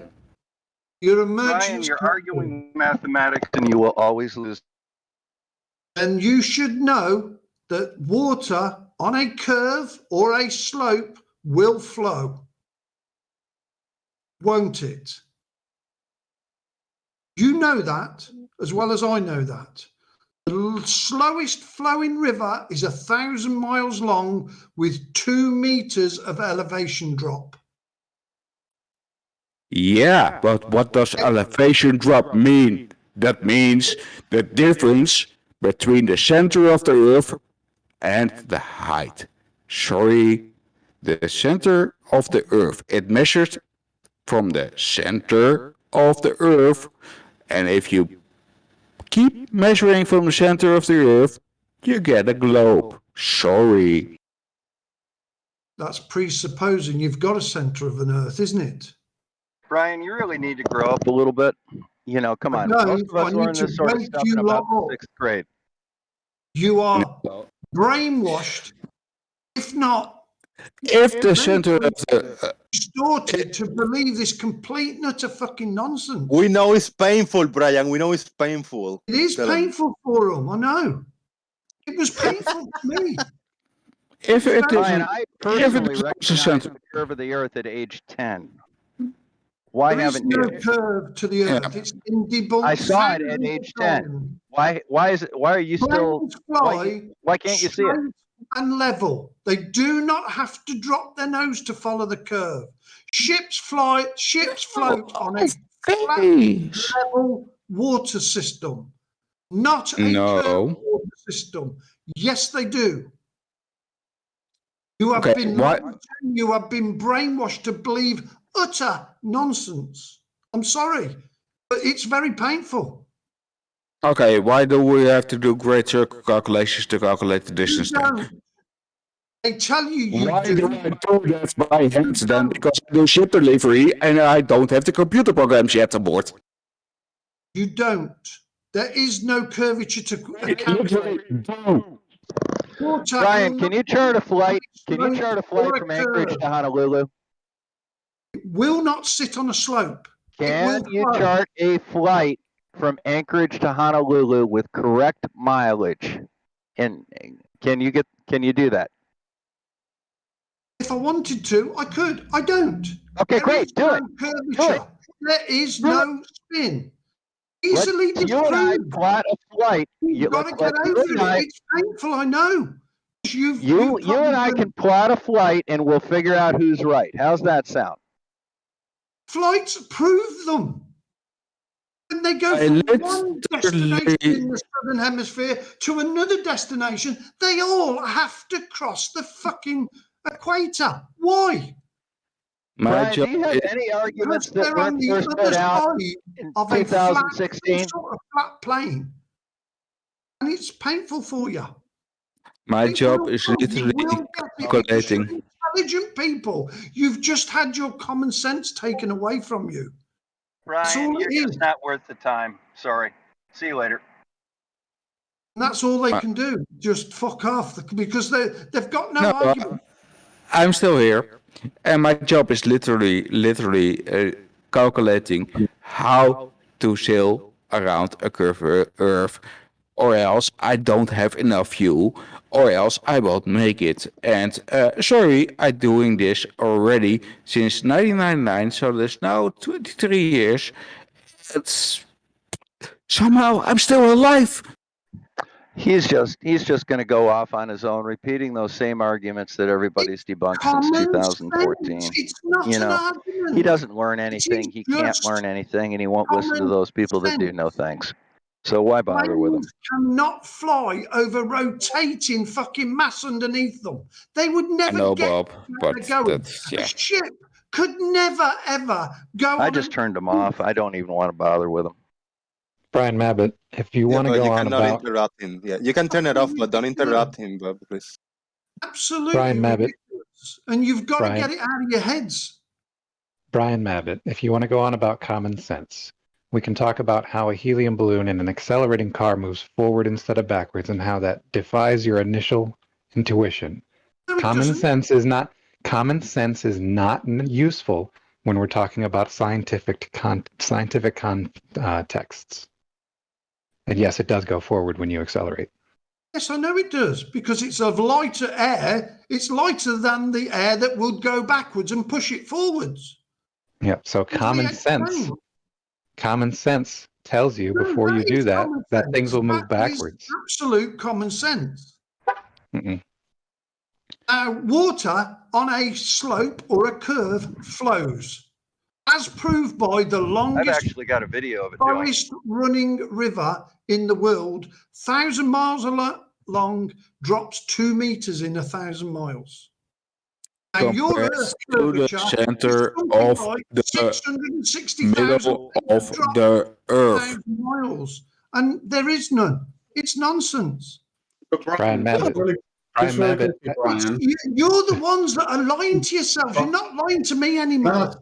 That's fine. Brian Mabbott, the curvature is not the same out thing of as my elevation change. Elevation change and curvature are two different things. You do just not very quickly, Brian. Brian, let me just say this for just a couple of seconds. Oh, man. You're criticizing a flat model or a flat understanding. In our model, all of that just works because of the force of gravity. The force of gravity towards the center of the Earth, or the center of the mass of the planet, means that the water tries to go to the center of the planet, or the force is pulling it to the center of the planet, which means the most efficient shape for anything to take in resistance to absolute collapse is a sphere. And that is our understanding of the planetary systems and current science. It's fine to disagree with that. It's not fine to try and apply flat Earth, no gravity, to another model. It's a little bit dishonest. How many citations do you want that say of your own fucking priests that gravity is not a force? How many do you want? So here we go, Brian. So let's take a detour on the English language for just. Hold on. Let's take a detour on the English. Let's take a detour on the English language for just a little bit. You want to say that gravity is not a force, but the force of gravity must also not exist. That's not how the English language works, Brian. Right. The force of gravity is not force is gravity. Those are two different statements. They're completely different. What I was going to say, Brian, is I very specifically worded it, the force of gravity. If you ask me what I mean, the emergent force, which is the apparent attraction of mass to mass produced by the theory of gravity not being a force, but the emergence of an apparent force out of it being measurable and demonstrable in today's science. Now, if you can find a citation that says the force of gravity in the theory of gravity doesn't exist, or if you can show me in Einstein's field equations where Newton fails, you will have a Nobel Prize waiting for you, but no scientist has done it yet. You are arguing semantics, which is a bad way to prove the Earth is flat. Will you like a Nobel Prize, Brian, on your shelf, or do you think that prize is given to those who parrot, and are part of the system? Do you think that's a good prize to have in your shelf next to your drones? No, thank you very much. Think about it this way, Brian. If I said to you magnetism's a force, is it, or is it the theory of interacting electromagnetic fields that produce a magnetic force? It's the same thing. Semantics is never going to prove a flat Earth. building a model, making predictions, those predictions being true, and being able to do that, that's what is going to prove flat. I have a better example. It's just if you put somebody's head underneath the water, is it the lack of water, or is it the water that drowns the person, or is it the lack of oxygen?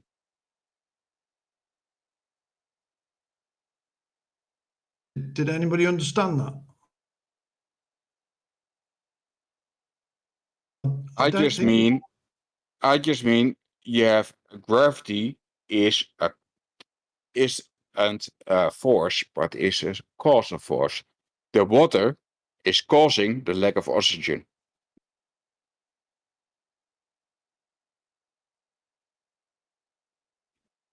If you drown somebody in water, somebody is drowned in water. That's because he has a lack of oxygen. Try and drown a fish. Yeah, but if you gravity is causing a pull. Everything is pulled to the center of the Earth, but it's caused by gravity. Gravity is not a force, but is causing a force. Same as that a lack of oxygen is caused by somebody putting somebody's head underneath the water. The water is not causing the lack of oxygen. No. You get it now? Yeah, that was really well explained.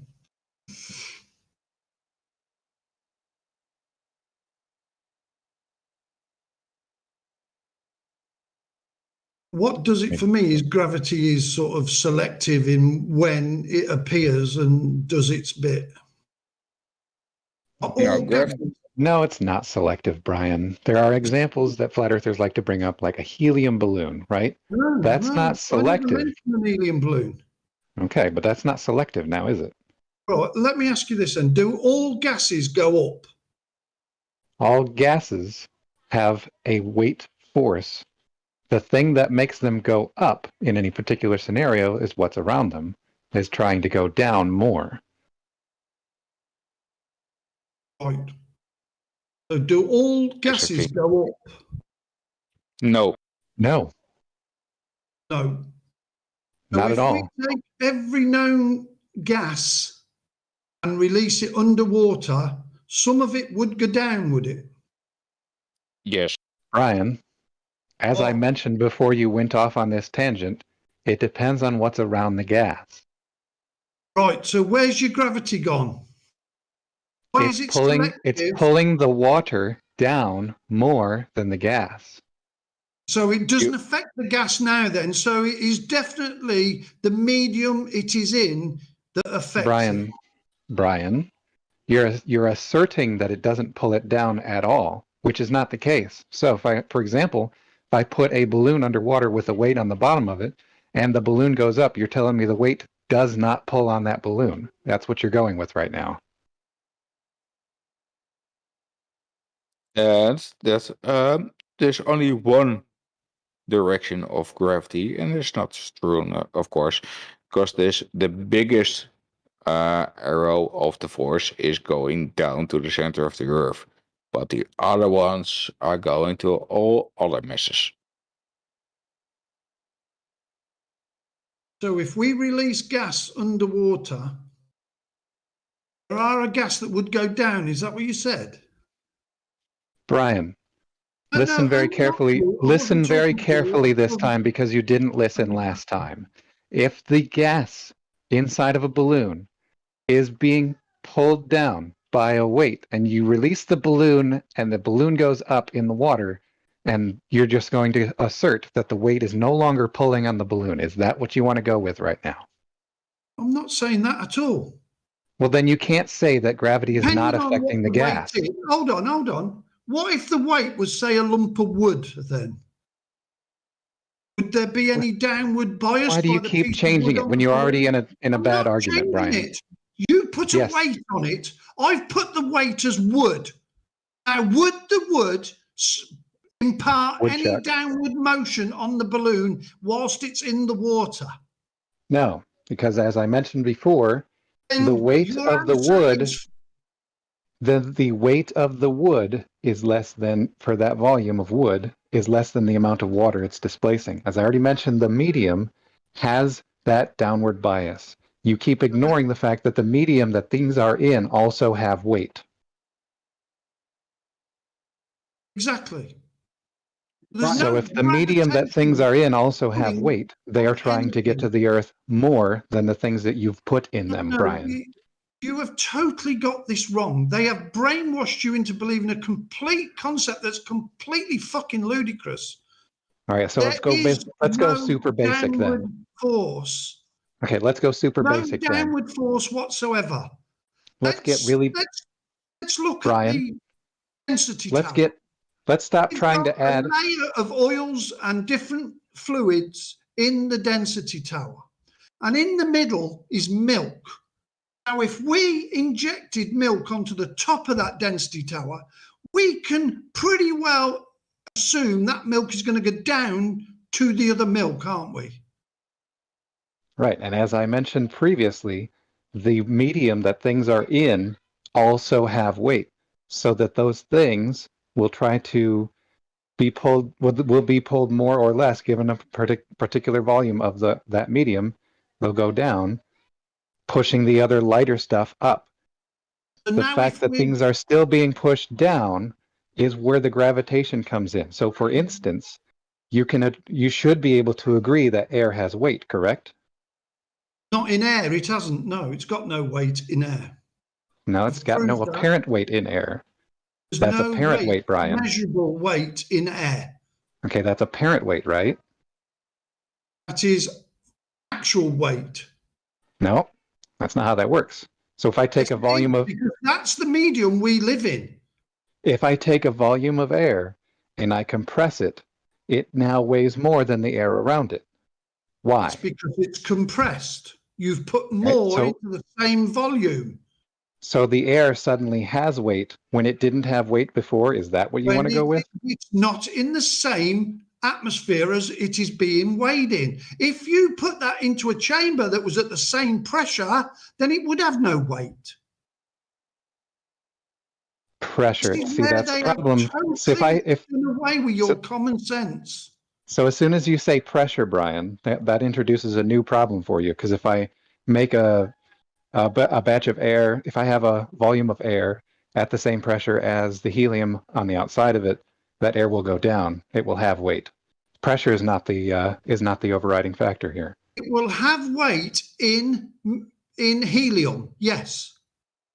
All right. I never said it wouldn't. I said air has got no weight in air.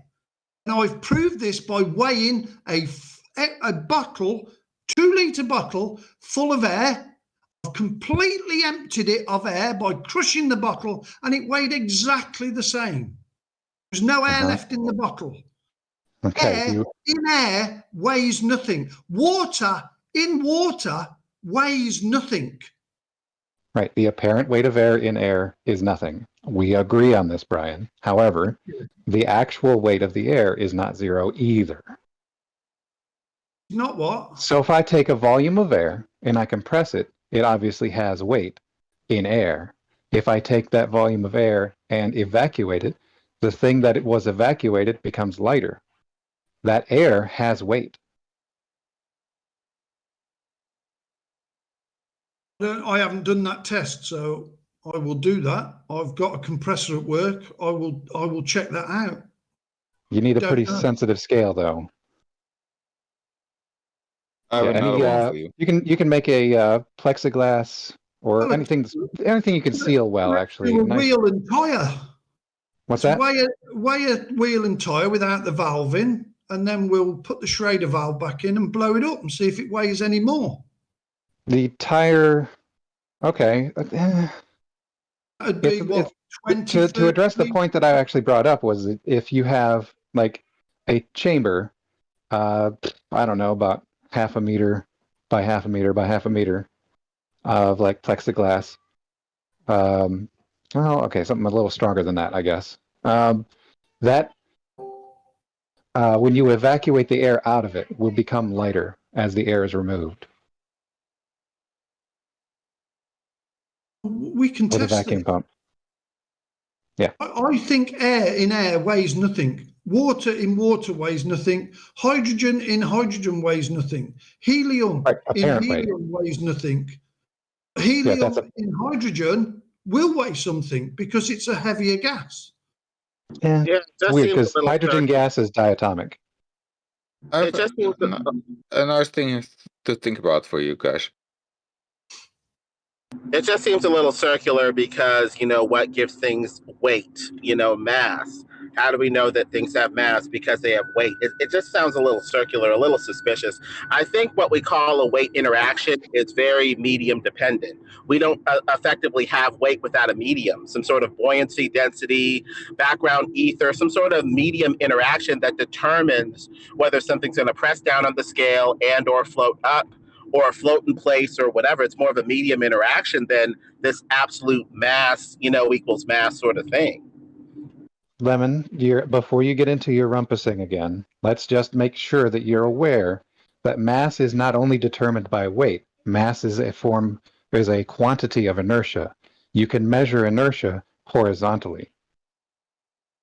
Louis, if you take it completely back, and we just take a pontoon in the water, and we take a weight on one side. Yeah, and it's stable because the pontoon is not normally stable, but because the stable is on the right side, for me is the starboard side, we have the weight, and it's level. It's yeah, there's no difference. If we take that weight and we move it to the other side, if we don't have gravity, we increase the buoyancy on that side. But because we have gravity, we increase the buoyancy, but we also increase the gravity, so we also increase the pull down, so it goes down. If we don't have gravity, if we move it to that side, it will go up. So, yeah, that's why buoyancy needs gravity. I'd probably go with tron separation, leading to different layers within a medium. I don't think gravity needs to pull to the center of a ball, especially if it's needed to make the Earth round and ball shaped.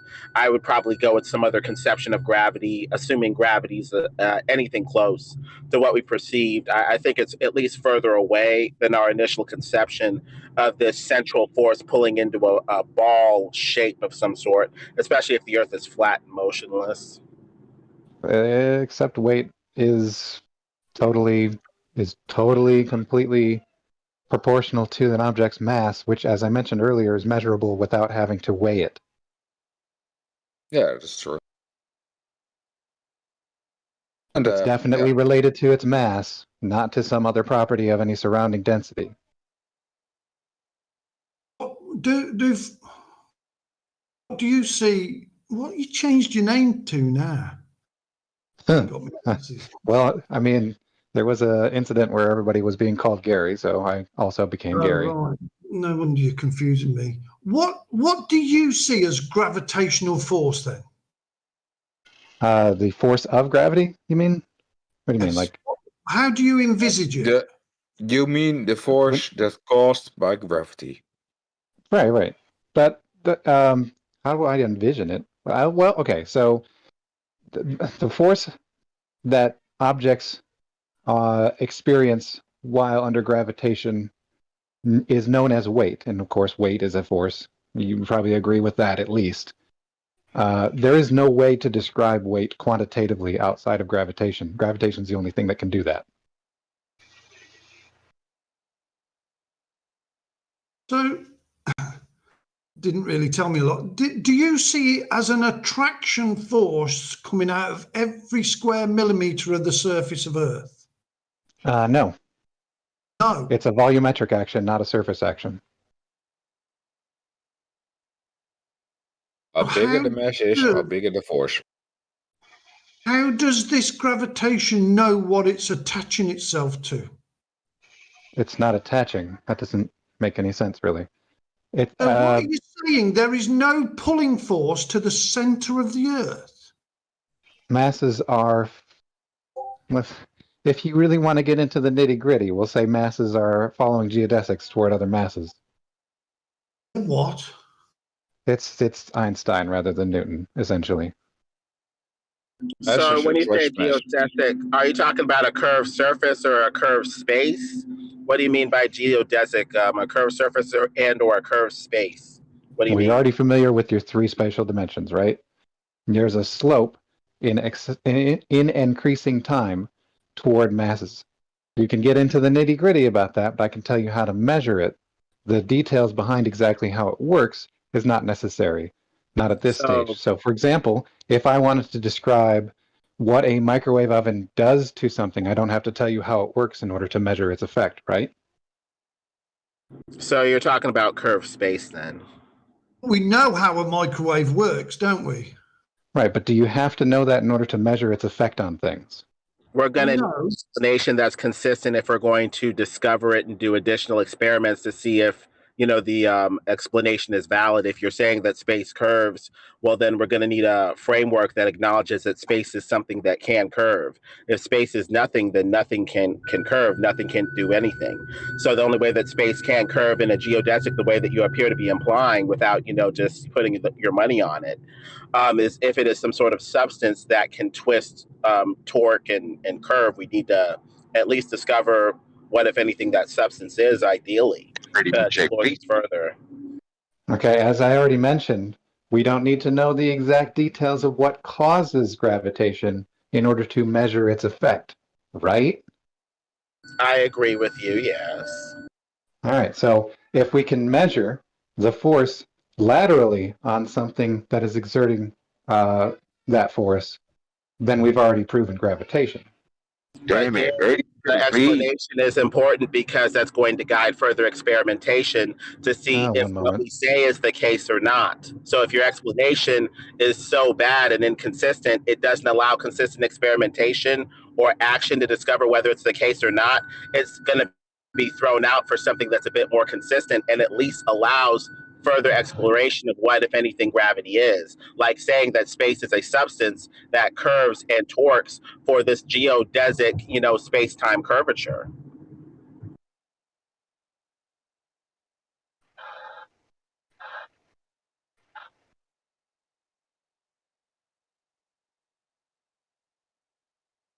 And that's going to be the one that is going to wrap up this episode of MoonDay, the Daily Boom. I think we went on for a little more than 3 hours.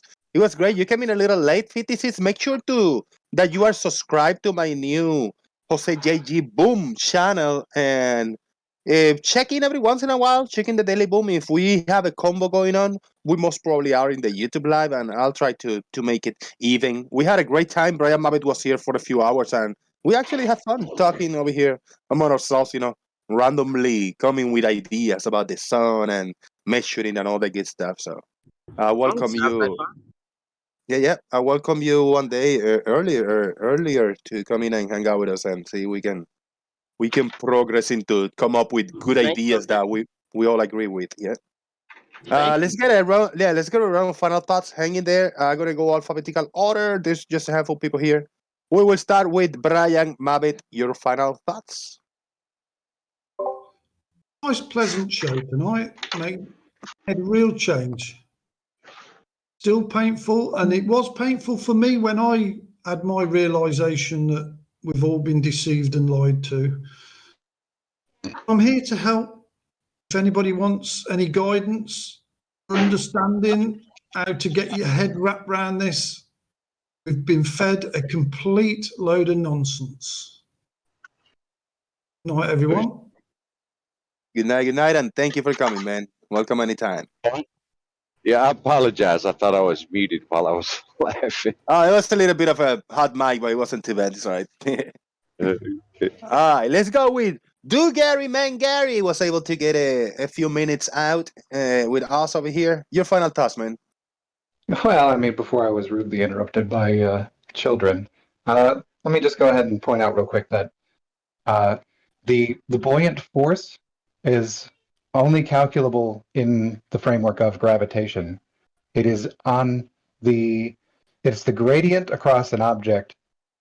The pressure gradient has a net upward force, and that pressure gradient is due to the mass of the fluid that's above that point, at any arbitrary point within that fluid, that exerts a weight downward.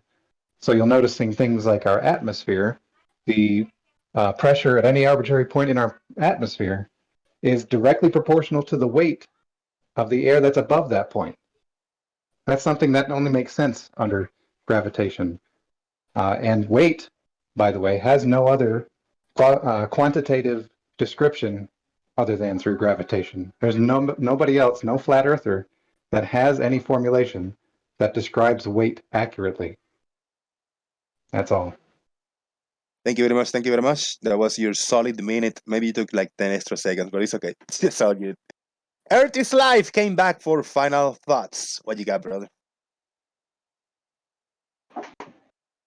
Or maybe not. I put him in the spot. Maybe he came in to listen. Farmer's Boy, you go first.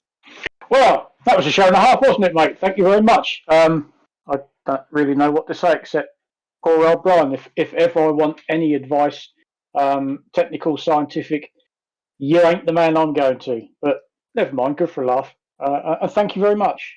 It's been enjoyable. It's been enjoyable. Everybody take notes that in this MoonDay Live on January 17, 2022, Farmer's Boy was in this channel for the first time, in this channel on camera. He showed his ugly mug earlier. He was off for a few minutes. So if you want to see Farmer's Boy on camera, go back to kind of the beginning of the show and you're going to find it. It was fun, man. Thank you, man. Appreciate it. Cheers. Yep. Left Bro Lane, your final thoughts? Yeah, I've been listening on and off. Thought it was an excellent presentation by the Stingray and his sun model there. I've always said that the sun alone and by itself debunks flat Earth. It can't move across the sky the way it does, and Earth be flat. And Brian, buddy, what's going to be painful is when you realize how wrong you are. But I'll be there to help you through it. Just let me know. Thanks, Jose. Thank you very much, Left Lane. I appreciate it. Glad that you were able to catch most of the show in the background there.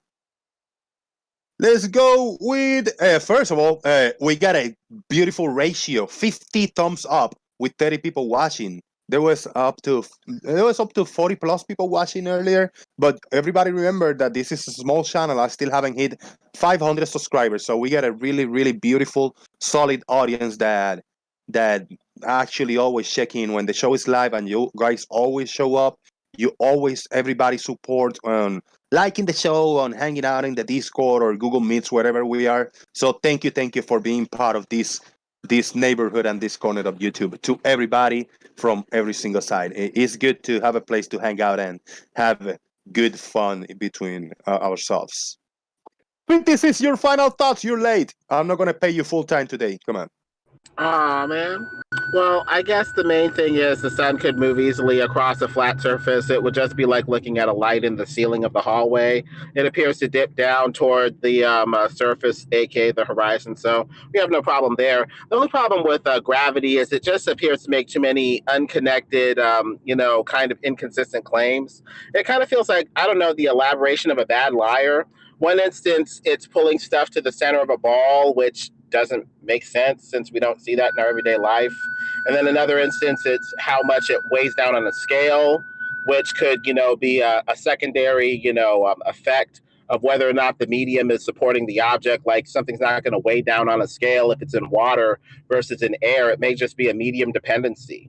I mean, all of these disconnected claims that gravity is making that aren't really authorized and aren't really connected kind of make it very suspect. And it just kind of feels like a excuse for why we're supposedly stuck to the underside of a spinning ball. But if we're flat and motionless, well, then gravity doesn't need to be conceived of in that way at all. So I'd probably go with charge separation or something that absorbs gravity under electromagnetism if I had a say in it over a flat plane. Boom! And that was Fittices, ladies and gentlemen. Thank you very much for those thoughts. And hopefully we'll catch you in another show earlier and we'll get more time to talk.